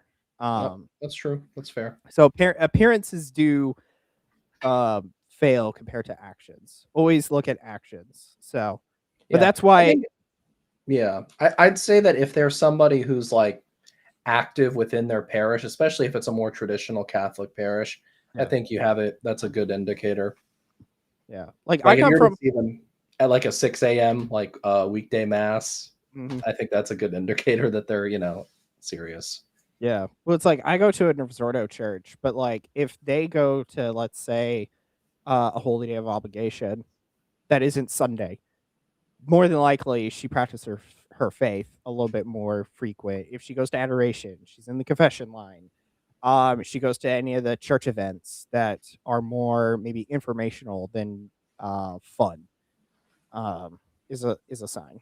So, all right, we got 30 more seconds. You have 30 more seconds. Can he do this, folks? Oh, measure man. someone's walk with God is what are we doing when no one. I will have to say, I didn't realize how many books he was going to just be like, yeah, I read this book. I'm like, bro, do you have any original thought? All I'm gonna say is, at least if you're gonna talk about books, talk about something that's actually good. Oh, look at this random stupid psychologist that has this retarded thing to say. Yeah. One's looking. And so I've always taken that, and it has been really fun because it's just like, oh, like, because if someone has a prayer life like that, that's how I know. Mhm. Yeah, for me. Yeah, Huge. daily readings. Are you doing your own Bible study? Yeah, I 100%. Are they also for the women? I think I know this sounds crazy, but it was a very like only no. 2 years old that I realized that watching porn is not a normal thing, or is something that like, but in a secular world, like Wait, I just was like, Wait, what the? Yeah, if you watch porn, you're going to hell. Hold on. Did I hear that correctly? She said at 2 years old, even I admitted. Hold on. I got to shift this back. are they also for the women? I think I know this sounds crazy, but it was a very like only 2 years old that I realized that watching porn is not a normal thing, or is something. What? Why are you thinking about this at 2 years old? What? Woman. What kind of household were you raised in? That's what I'm gonna ask. Clearly not a practicing household if you were engaged to it that early. Good grief. Oh, woman. Catholics don't read the Bible. No, we do.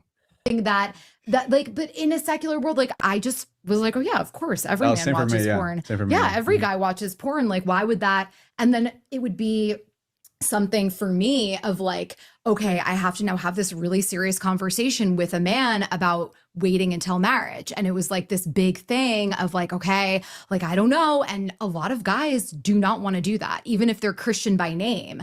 So I learned, though, once I started dating in a totally different way, that those are two major deal breakers. And there are a lot of men that have those deal breakers. And then you learn how attractive that those qualities of not watching porn, waiting before marriage, and being excited about that. Yeah. So all that to say, yeah. I think What? I mean, yeah, those are givens. Obviously, both of those are mortal sins. So Yeah. Good grief. Like, honestly, if you're with a guy, if you're a Catholic girl and your Catholic or Christian guy is trying to sleep with you, then you're not dating him. Like that, it ends at the coffee date. And it shouldn't have been, and it should be assumed. But of course, you don't have the magisterium, so uh but yeah. So anyways, we went through a bit. So I let her finish up at least. So but yeah, anyways, Jordan Michael, thank you for popping on with me to enjoy tonight. It was a pleasure having you on. I love having a rubber or a springboard to have some fun with as well. So yeah, no worries. I had a lot of fun too, chatting, even though that video was absolute torture. But yes, yeah. I did have a lot of fun bashing on people and having a good chat with you, Eli. Yeah, you too. Anyways, DoorDash Thomist is his channel is down below. Please go and find his channel, subscribe. And he's got a Twitter that I didn't post, which Oh, is don't on worry me. about it, dude. People can Um, find me on Twitter at DoorDash Thomist. Yeah. yeah. And you don't have anything else. Yeah, no, that's pretty Okay. much all I have for the public. But yeah, thank you so much for plugging my stuff, and it was a pleasure, dude. Definitely got to do this again sometime. Yeah, well, it's not really on me. It's on the others to pop out crap. So And to pump out coal. yeah. Well, and fortunately, it was a chill political week. So Yeah, no, I got you. nothing's been going on that I want to talk about. So, but anyways, I was glad to have you on.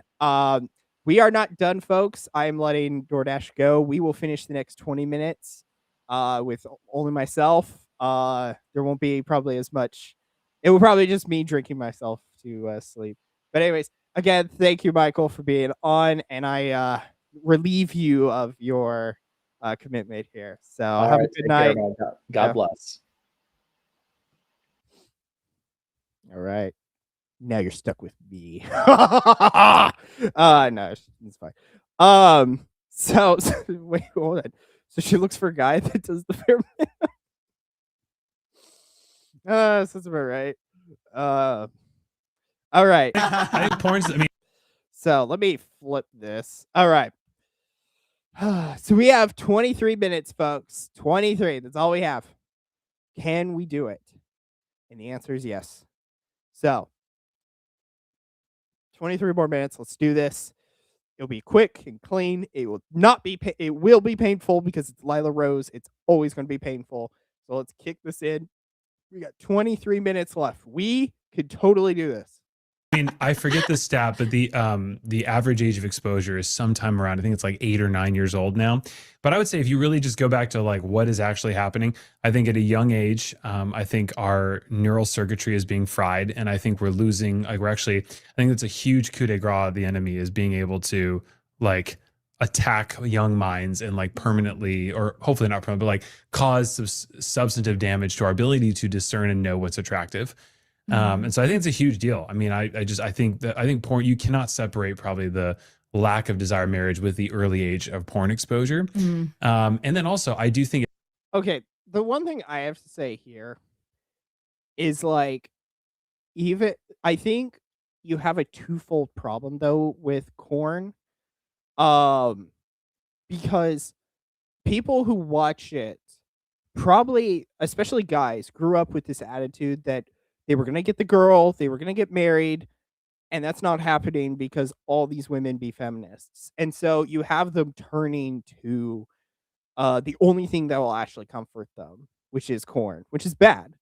that they should not be engaged in that material. But because they're engaged in that material, you have the women not liking the men. So we kind of have this like symbiotic relationship going on where like we've got so much feminism that the women became OnlyFans models, but we have so much feminism that it's also not making marriages. Thus, porn use is going up, and then we're stuck in the same movement because the porn is being watched, meaning we need more material, and so that's just creating more and more of the problems. How many years of purgatory do I lose by watching this? Only if you hit the subscribe button do you actually lose it. Watching is not enough. You have to hit the subscribe and like button and subscribe to DoorDash Thomist. Yeah, this is we literally like 2 weeks ago were railing Nyla, not Nyla, no, whoa, different person, Nyla, freaking A's, Lila about this a couple weeks ago. Like, this is something that like it's very personal, and I think this is where this should be grown men sitting in a room away from everyone discussing this. This should not be broadcasted everywhere. Thank you, Evan. You are appreciated. At a fundamental level, I think it's the cell phone, right? It's the we had a exorcist and priest on the Exorcist Files recently who said like this thing is the devil's portal, and he's like, look, I use it to talk to parishioners. I use it to talk. There's good things can come with this, right? But he's like, the end of the day is technology has robbed, and I throw myself in there too, but has robbed our ability to just sit and be bored so much and just be with God, because in the boredom, like that's when God speaks. The enemy has come into our lives, and we are just constantly infusing our minds and our ears with music that's inappropriate, with content that's inappropriate. I don't know what music y'all are listening to, but that's kind of on you. Like, I don't know. So, like, what music are people listening to that is like pornographic? Like, are you listening to WAP by Cardi B? Like, what music are you listening to? Like, for crying out loud, like I could literally say my music list. I will not have any shame to it. I will say anything from my Spotify. Hold on. What's my recents? My release radar has a few things. Let me save one. Because I still what music are people listening to that are so like what's like Enoch? Hey, there's a plug. Follow Enoch. Enoch is a Catholic rapper. Definitely listen to him. But it's like I listened to Sorry from NF and James Arthur. That's a recent one. And then there's a Quiet by Eli. It's not me, by the way. I just thought it was funny because it literally says Eli. What else? Oh, Idols from Stephen Stanley. That's a great one. Idols is pretty good. And then okay, the only one that Madison Beard. Dependent on the song, Madison Beard does get a little bit weird. If you watch the music video, it's bad. The music videos are bad. The music, on the other hand, is very upbeat, and I'd have to do a critical look on some of those. I will agree that I don't pay attention to too much, but I think when people try to do, it's such a boomer for the music. I listen to Gregorian chants. Yeah. Yeah, but Enoch all the way. I mean, if you think that content shapes us, right, and we're constantly on our phones, it's like, I think in a lot of ways, and again, talking to myself, we've robbed ourselves of the little sacred, quiet spaces that the Holy Spirit would normally come in and speak to us. And that's a huge part, because that cuts through all the clutter, that cuts through all the lies. Our culture is just sending, you said earlier, the culture is saying, do whatever you want, right? There's literally, we've taken care of every issue that could come with completely unmitigated like exploitation of whatever sexual urge we have, and say, don't worry about it, right? And the psychology is against that, right? And I think that's probably, there's just, what lies are we believing that the culture is telling us? And that's probably the other one too, is like, hey, kids are a burden, right? Or family, like family is an infringement on your freedom, right? Like that's the virtue like that our culture prays. Like you just need to be free to do you in any way, any shape, and the family is like a. So because I feel that, I mean, like as someone who has historically struggled with like, I've for most of my career, I've been independent, my own like boss. And so having those like constraints on me can feel weird at times, especially when I've been in relationships and I'm like, oh, I'm gonna have to work on that. And I think for a culture that's like more and more independently employed, doing what they want to do, it's going to be harder and harder to like basically martyr yourself to someone else, right? That's going to, whereas it seems like, as Father Ambrose says, Father Ambrose Chris says, you can't really live if you haven't committed to something. Like it's in commitment that you're able to fully live your life. Oh, yes. No, Father oh gosh, I hate that. That is such a like run away. If she does this, run away. Run away. It doesn't matter what personality she has. It doesn't matter if it was even freaking Sydney Sweeney. Run. That behavior is enough to kill you. Family's not a burden. It's a new life. Yeah. Well, again, we're talking to Protestant. He's a Protestant, so of course he doesn't even understand the marital act either. Because what's interesting is I think Michael was talking about this earlier, and I completely forgot to mention it, but it's like total is one of those annulment words, because you're supposed to give yourself totally to each other. Giving your body is a sign of that total commitment to each other, and that's why the contraception methods of a condom, you are not giving your total self into the marriage or the marital act. So. And marriage, of course, half of it does correlate to procreation. So, oh man, 20 more minutes. Should I get my white hoodie and just like do a Michael cosplay and just like go quiet? we got 5 No, snaps and from this that. is also why it's so beautiful right now that we have people like Lila at the Yeah, $375,000. I can't wait for the 2024 numbers. I can't wait to watch that she's being paid like 450,000. I can't wait. It's gonna be so nice. the forefront, and truly this new, I feel like it's this huge new wave of people making it like really cool and fabulous to have families and to get married and to have children, and that women are also learning that it's not fulfilling to just sleep with a million guys. And the Sex and the City way, I mean, it's my favorite show, but I also watched it.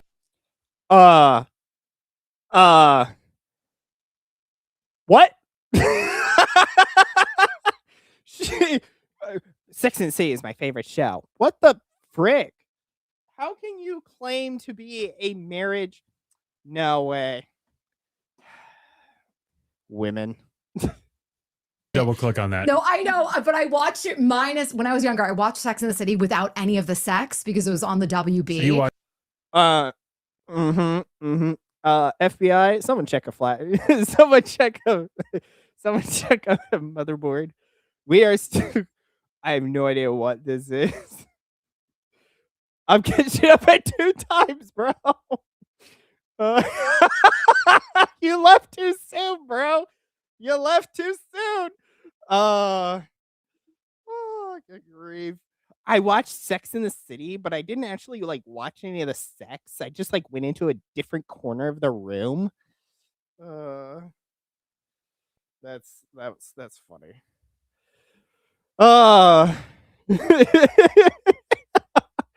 Shouldn't have left, Bryce. Shouldn't have left.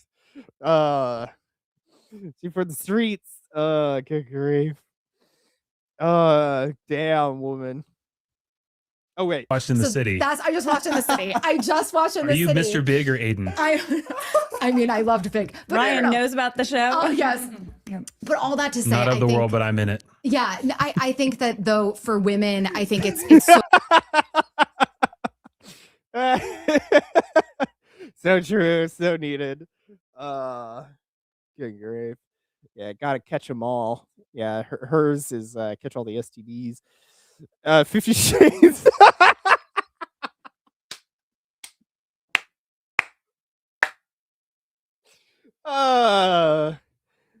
What are good grief. I think I watched the honest trailers of that. And they made a joke about okay, sorry, actually I'm not gonna say what they are, but I can't even remember the movies. Like I never watched them, but I did read like a review, and I'm like, so it's smut. But gosh, But yeah, there was something. What was it?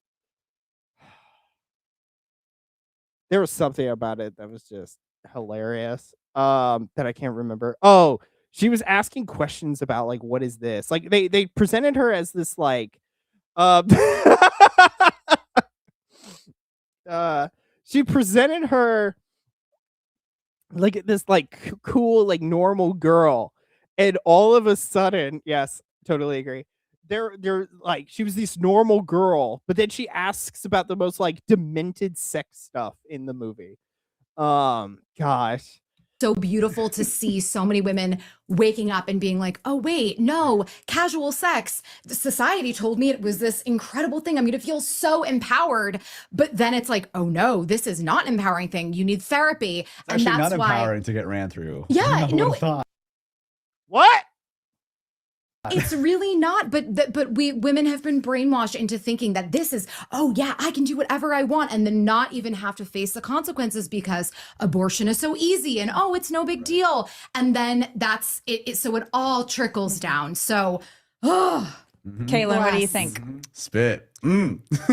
What Ryan said about having a prayer life is so key, because at the end of the day, our ultimate goal is getting to heaven. And You know how you get into heaven? You read you you you watch Sex in the City. the person you're with, you want them to help you in your journey to heaven and become holier. And sometimes when people get married, it gets harder.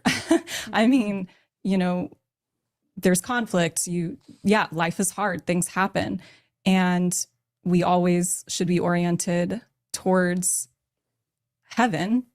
As a Catholic, we believe actually there won't be marriage in heaven. We will be fully united with Christ. And yes, we should love, we should, live out our vocation. That is so important. We should be thinking about how can I serve? How can I love the other person? It's not all about me and what I can get out of the relationship. I think the only way What? to have that perspective is to check yourself and check in with God every single day and reorient your mind, especially if you are having a hard time finding someone and you're getting discouraged and you're losing hope. Like, I can't. And I'll be honest. Did she say she was single at the beginning of this? She said she was single, right? I appreciate if she's not single, null and void everything I'm about to say. She's honestly probably the most attractive on this. Of the three women, she's probably the most attractive. I'll be fair.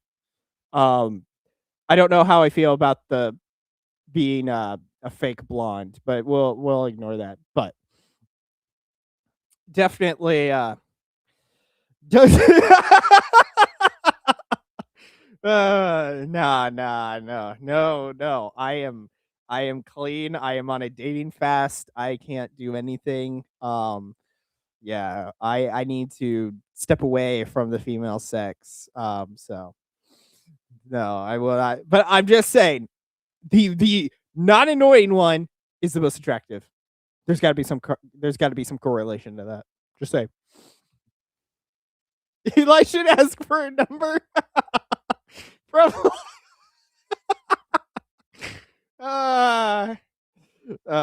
fake sell. You fake sell. I wish. The problem is I know women find me attractive. The problem is I open this and then all the tism spills out, and then they realize, that's why he's single. What is a true sell? I have no. I'm surprised. I'm online. I should do these. Hold on. Let me look up. I looked it up beforehand. Okay. Who has never experienced any form of physical intimacy? Oh yeah, that would be me. I'd be a true sell. As I don't even remember what was her name. We've been doing this for so long. I don't even remember. And she doesn't even talk. I don't even need to remember her name. She wasn't talking. How was I supposed to remember her name? I forgot she existed. She's basically furniture. Which all women are. No, that's a joke. That's a joke. That's a joke. Find a good guy that has my values. You can, be in a really tough place. I have girlfriends that are in that place. And at the end of the day, I know it's easier said than done, but you have to remember, like, Christ is number one. And I'm not going to be fully fulfilled, even if I were to find an amazing man to be with. But contemplation, like I think is okay. 20% wanting to DM her. That was a good response.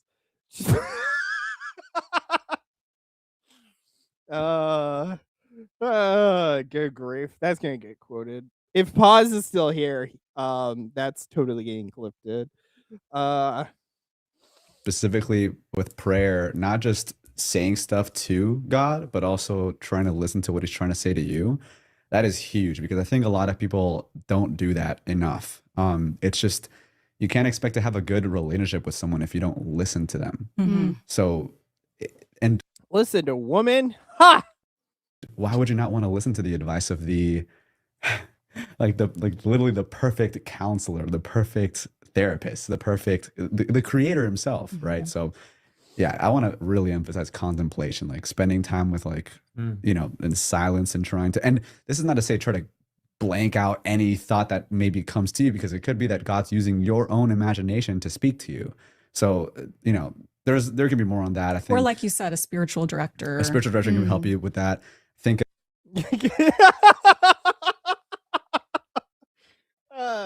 this is why you shouldn't have left. You left me to my devices. Good grief. Hey, I said out of the three, I never said that she was perfect in that regards. Besides, she's probably, did she say she was a millennial? So it's like I'm probably out of that. I'm hag maxing at that point. So to be fair though, that may be the best solution. But no eggs. So and I am a 5'11" German. I would like to spread my height. So why would it? Lila had a good episode with this woman who talked about hearing God's voice. What was her name again? Jonna was great. Schuster. Jonna Schuster. Yeah, Jonna hearing Schuster. God's voice. Yeah, that was a great episode that really helped me a lot, actually. But yeah, hearing God's voice is huge. Yeah, and also just, it's funny, and as an anecdote, in my church community, there were some people that the prayer was like, "Hey Lord, if I'm with the wrong person, I trust, make it known."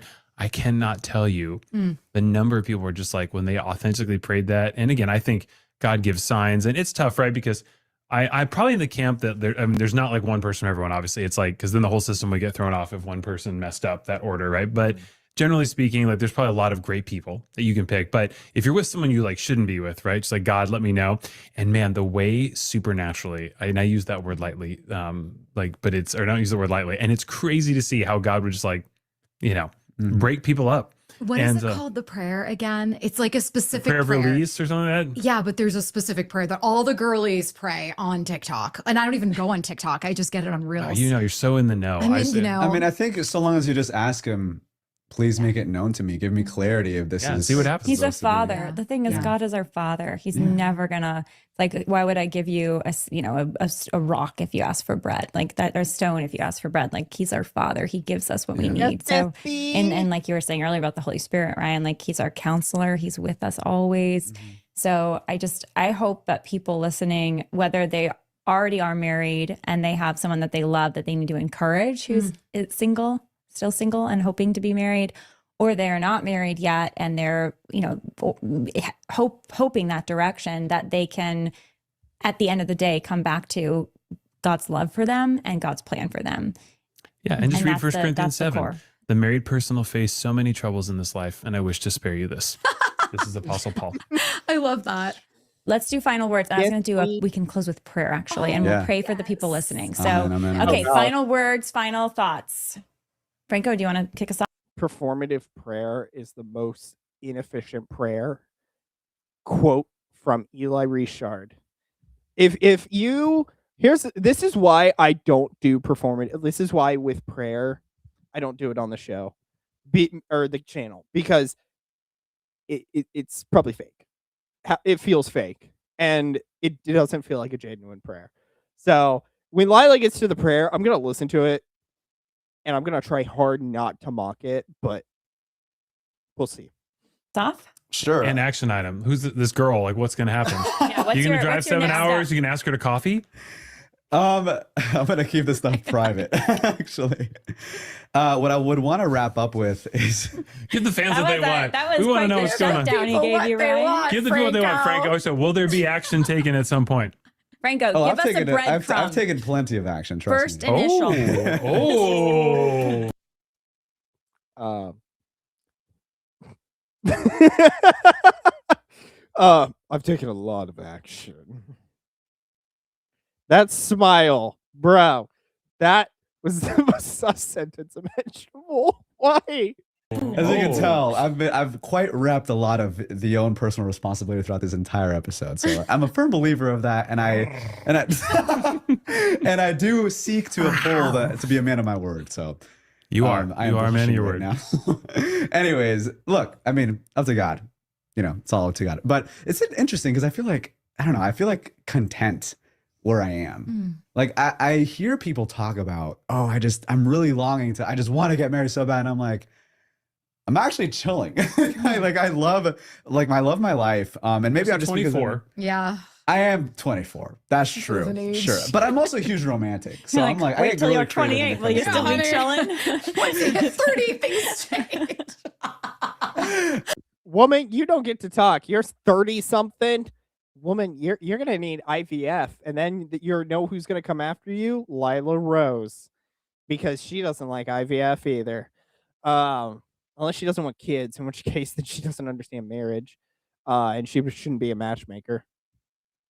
Okay. Yeah, maybe I'm speaking too richly right No, now. it's at okay any because rate. there's other 24 There you are. But But given- you just got out of high school. There's not a lot to know about, so I appreciate that. But given, I do think a lot of it has to do with the fact that I am seeking to let Jesus fulfill me completely. And I'm not gonna lie, sure, like there is yearnings, but at the same time, like I am very content, like with I'm content with my life. And I have heard how like some people, like when they are content with their life, the person just like God just brings them that person. Again, not promising anything to anybody that's watching. Again, God maybe is wanting for you to have a Stephanie Gray Connor story or something. Like you never know. But if I had to say anything final, I would say that back to what my friend said about the vocation crisis, and his name is John Jerome. I love that guy. Shout out John Jerome. I love that guy. But Oh, shout out! I'll double shout that. yeah. Yeah. No, I like John as well. Yeah, He's a great. great guy. But John Jerome, he was telling me, he was telling me this, that there is like, it seems like there is a vocation crisis for marriage. And he said, like, where are the priests going to come from? Like, we need priests. And I think the immediate thing that we might think of is like, oh, well, we'll just get priests if we just, have like more people that are more devout. It's like, yeah, but you also need more of a population. Like you do need that as well. So, I think if the devil's trying to stop people from becoming priests, he would also attack the sacrament of marriage as well. So I do think that, and maybe it could give some people scrupulosity as to whether or not they should be celibate or there's some stuff like that. Again, take this to your spiritual counselor. I'm not your spiritual counselor, but act in hope, not fear. Act in joy, not fear. Act in Christ, and take into account where you can always seek to grow in imitation of him, of the incarnation of goodness itself. And I think that you will see your life truly will emulate him. And I think that can have an incredible butterfly effect that you might not have, that you can't even see right now. Beautiful, Franco. Thank you. Thank you. I will go. Yes, I mean, I guess my matchmaker's perspective, I've just found that there's this incredible book. It's 31 Prayers for Your Future Husband. And then they have a 31 Prayers for Your Future Wife. It is a Christian book. It is not a Catholic book, but it's okay. They're still prayers, which are The two are chef's different. kiss. Well, Christian, I get real for this. Hey, but hey, As stop long it. as it's a line. I mean, that's Yeah. fine. She's still on a journey, Catholic okay? is Christian. Catholic is Christian. Catholic is And Christian. But it's- it's a very, but I am such a big believer in praying for your future husband and praying for your future wife. And I've seen also after more than a decade of being a matchmaker, people praying for their spouses. And then when they meet and they're like, oh my gosh, I've been praying for you. So just keep that in mind that like, if you're praying for your future husband or if you're praying for your future wife, they're praying for you too. And I just think that that's so magical to think about. And I see it happen every single day as a matchmaker. So yeah, I mean, I'm praying for all the listeners and for all the panelists. I'm praying that gay men can stay sucking each other's cocks. Woman? Really? Oh, man. I hope that's a typo. That had to. Oh, good grief. If she's actually doing gays, though, imagine. For their future spouses and their future children and their future priests that will come from the children that they then have. Franco, that is something I was scrupulous about before. I in the will start that past, prayer yeah. now.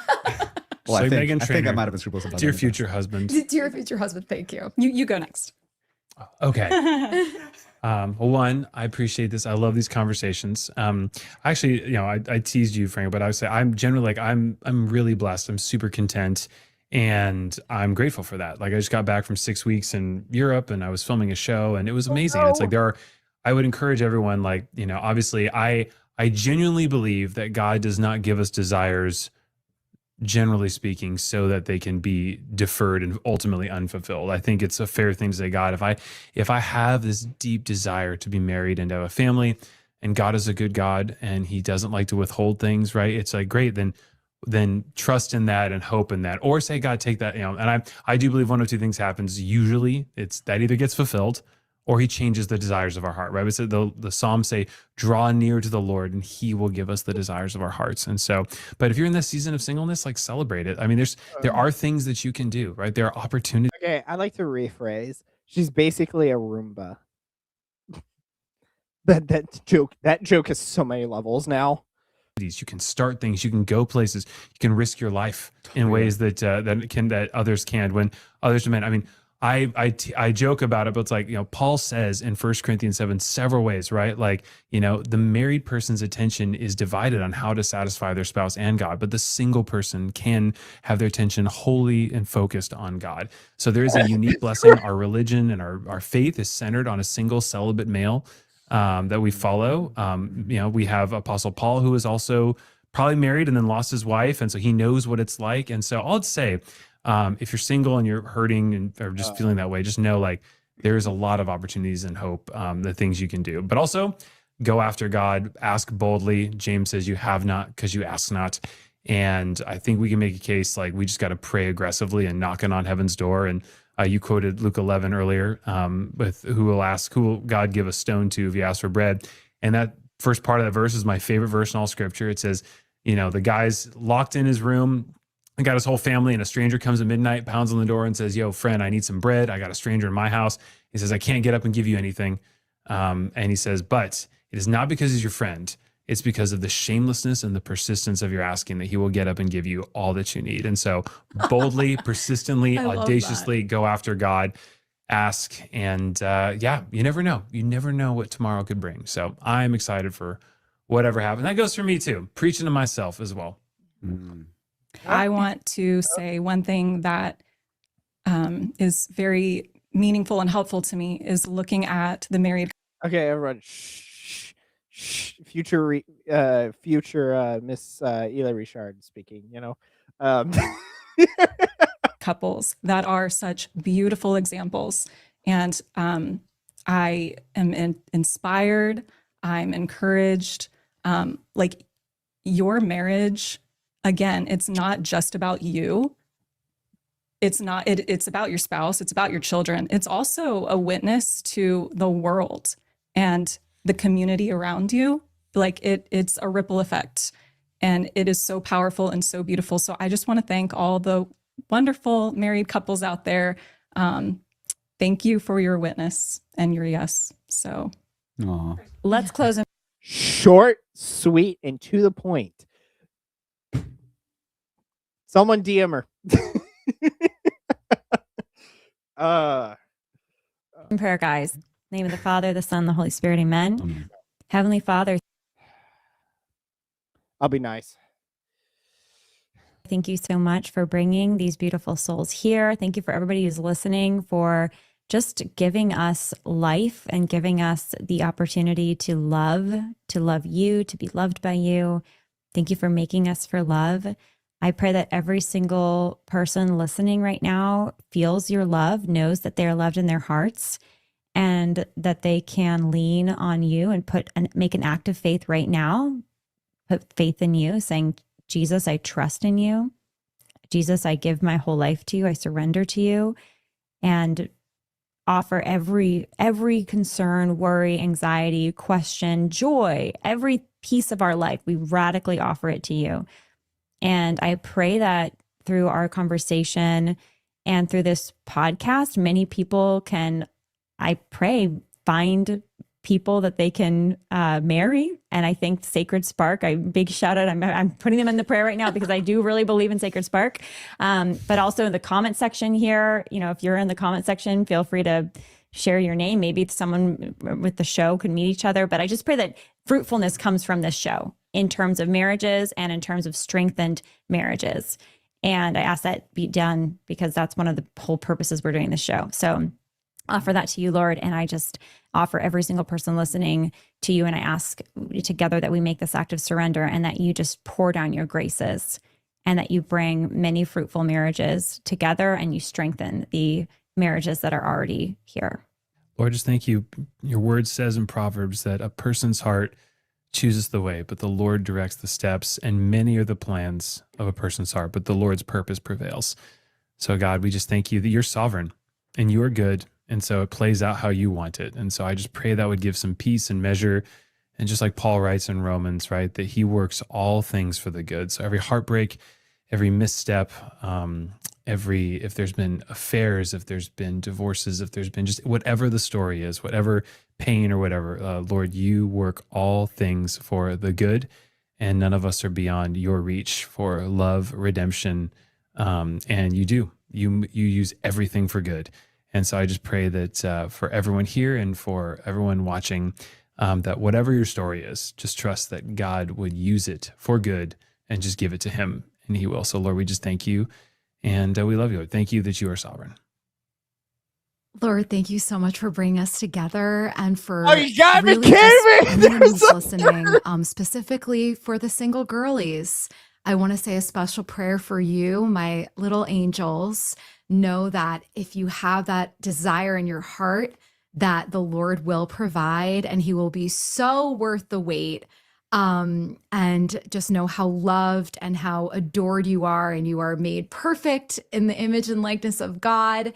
And I just pray for you specifically, my girls, and also for all of the unborn babies. Just being here with Lila, I am reminded of a huge prayer in all of our hearts for the unborn.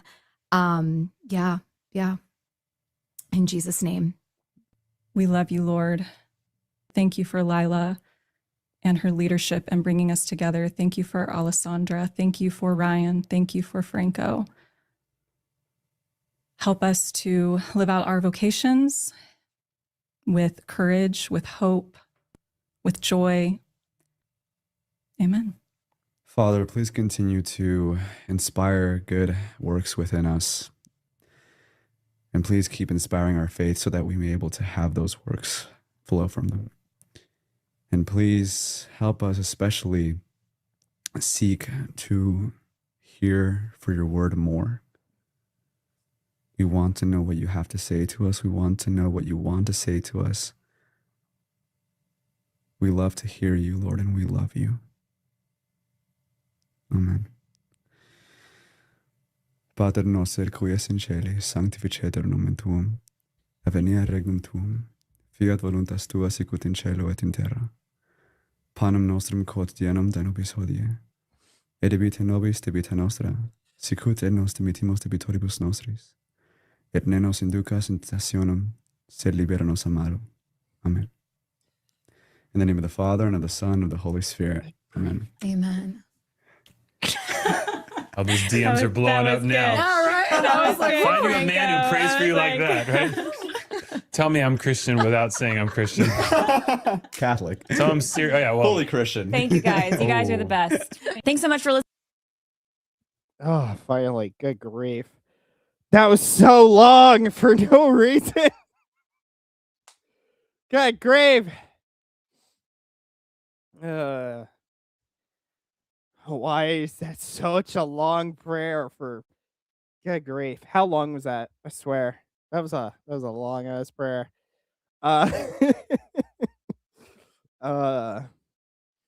Yeah, I can't wait. You were getting so close that it's like I kind of want to just like stop it soon so that way you'll never catch up. That's so true. Oh, that is so true. I just want to repeat. My girl did like 30 seconds max. Just saying. You know. The chosen one. Just out of curiosity. Hold on. We're doing The tactics you use. all right. My name's Ryan Bethay. Retirement plan stuff. And it's been an awesome. I remember vividly. We're taking a look. Hold on. Half a minute. Nope.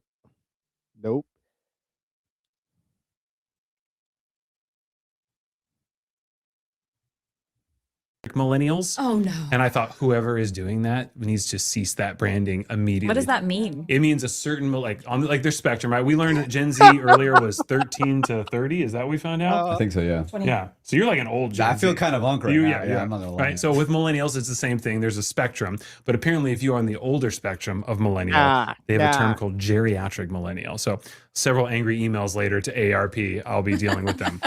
No. So I am unmarried and dating, and it's been Bates. That's But also at guys that are It's clear that there's so it's shocking to see. No, I'm totally joking. I sing, but also quite a curse as well, because there's the power guys that are there's one match or there's one message, and then out of that, for it to actually go in. Okay, we're removing. I'm not doing that. I'm out. Okay, I gotta look. Hold on. And no, I would never betray my brethren.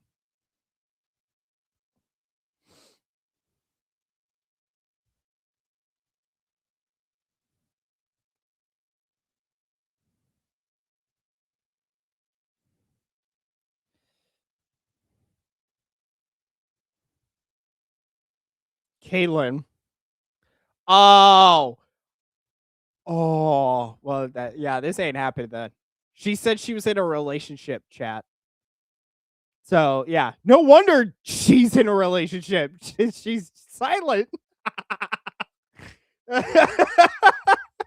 Literally, hold on. Let me play it for y'all. Yeah, I know. I let you. I was about to kill it, Christian. But I let you catch up. But yeah, no, she is. the tactics you use for secular women versus the kind of riz that you use for godly women is very. Where was it? Hold on. Let me go back to it. I don't have a search. Like, I don't have 30 seconds to like spoop up the vid. So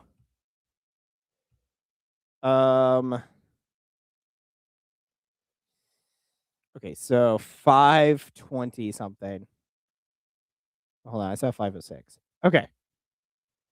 Season, so I'm always happy to, go back to that place. But yeah, happy to be here. And I'm Kaylin, and I am in a relationship. It's always the good ones. It's always the good ones. Damn. Yeah. Yeah. Majorian's gonna have to give me he's gonna have to send a picture of me to his sister-in-laws. Um Darn. Lucky chap. I'll give him that. But yeah, she's also a millennial, so that probably is going to what's the last age of a millennial? Hold on.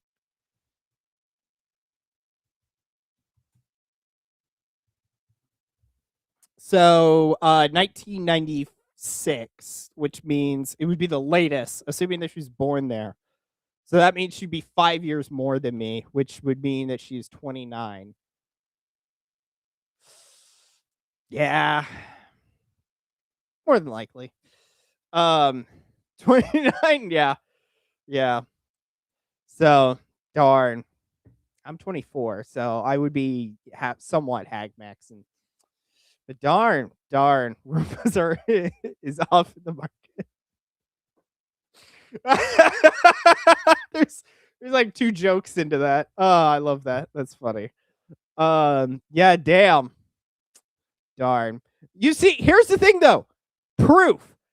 If you're not a B, you get the bag. For crying out loud, she out of all 3, which one did I say? The only one that isn't tucking up a storm and sounds like she's gonna give me so many headaches. Ibuprofen is my Bane venom. Oh, good grief.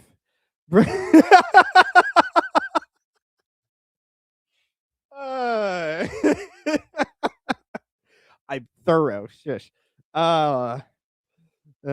Consider some versions even if they are soaked with bruh. That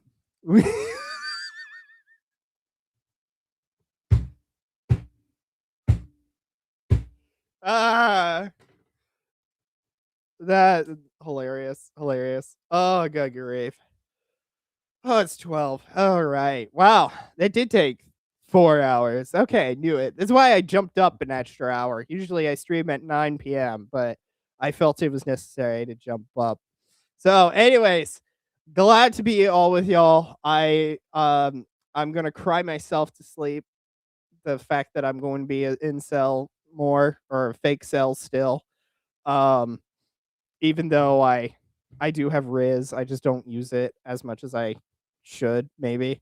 Um That would be a really funny story. It's like, yeah, he was mocking my boss and I found that attractive. That would be such a weird uh the shot counter. I only took 4 shots. Um but yeah, true cell. Yeah, unfortunately I am a true cell.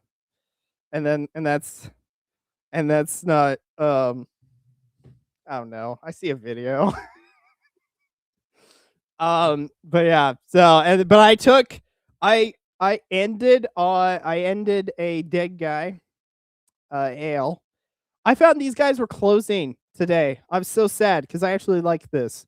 And I can't they closed down the shop. So whenever I left the store, there was a guy saying that they shut down and I researched and he was right. So I went in and got Imperial IPAs from them. So I've got like 5 more of these, but I ran out of this and I ended my my fruit punch bottle. Sadness. But unfortunately, I'll have this one. Yeah, I see the video. I know. I'll look at it. But fortunately, I have this bottle, and guess what we'll use it for? Eric McCade on Thursday will be reacting to his Groiper video. Not the one that he deleted, then privated, then deleted, and then reposted to delete it again, and then finally just uploaded it. This will be drank as well as another dead guy. All right, chat. So, someone at Majoria and be like, he needs one of your sister-in-laws. No, I'd do that myself. I have enough. To be fair, I sent that to Majorian. I half meant it as a joke and half am serious. Like if he would send a picture, if he would say get me with one of his sister-in-laws, I wouldn't say no. but I'm not gonna be like, please give me a girl. But yeah, this Thursday, it's all on the YouTube. YouTube is filled out for the rest of the week, and Monday, and then I am done for the rest of the year unless something happens politically. So that's like, I don't know, Trump gets assassinated, something like that is the only time I'm going to come back. Or Trent decides to post something horrendous, in which case I will deal with it. Even if it's on Christmas, after I deal with Christmas, I will be back here and I will bash Trent into the Shadow Realm because, well, but I don't check it often, but when I do, you added me, so I'm gonna have to. Thank you for making it apparent. How sad that it is. But again, here's the thing: dating the one girl that was intelligent and she wasn't a B works. Imagine that. Anyways, so tomorrow I am off. I am going to be at church doing church things. Wednesday I will be playing Marvel Rivals, 9 p.m. Central. Eric McCade, I think at 9 still because it's only a 45-minute video. I will be alone. I will not have DoorDash Thomist with me, unfortunately. Crying emoji. And then Friday I finally am going to be buying Battlefield 6, so thank you all. And then Monday I will do Magic Monday as I was supposed to do today, but when I did a poll, I literally got 3 votes to 3 votes that said to do Magic Monday or Lila, and then I got on Twitter 4 that wanted Lila, which tells you that I have a group of you hate Lila as much as I do, and I say hate in quotes. And honestly, brotherhood. Anyways, other from that, I don't think I'll do anything Tuesday. So that should be the end of me for the year. I will be on Twitter again. Typical YouTuber things. Please hit the, excuse me, sorry, I'm trying to not burp. Hit this big red subscribe button, hit the thumbs up. If you're watching on Twitter, which supposedly there's like 330 of you, not 300, sorry, I added in a 0. Definitely hit the follow button, hit the every other button to help me out as a content creator. And if you're from Oklahoma, definitely do that because you might be in my district. So, anyways, I am gone. See you all tomorrow. Wednesday. I am gone. I need to go use the restroom. I'd like to thank DoorDash Thomist before I go out. Once again, his link is down below. Definitely go subscribe to him. He's a boy. He's also an anti-Eric guy as well because for some reason, Eric can evangelize online. However, he blocks 2 of his fellow brothers of the faith. So, and honestly, he blocked me for nothing. All I did was record a video. The horror. Anyways, good night, y'all. And I will see you Wednesday, 9 p.m. Central. Night.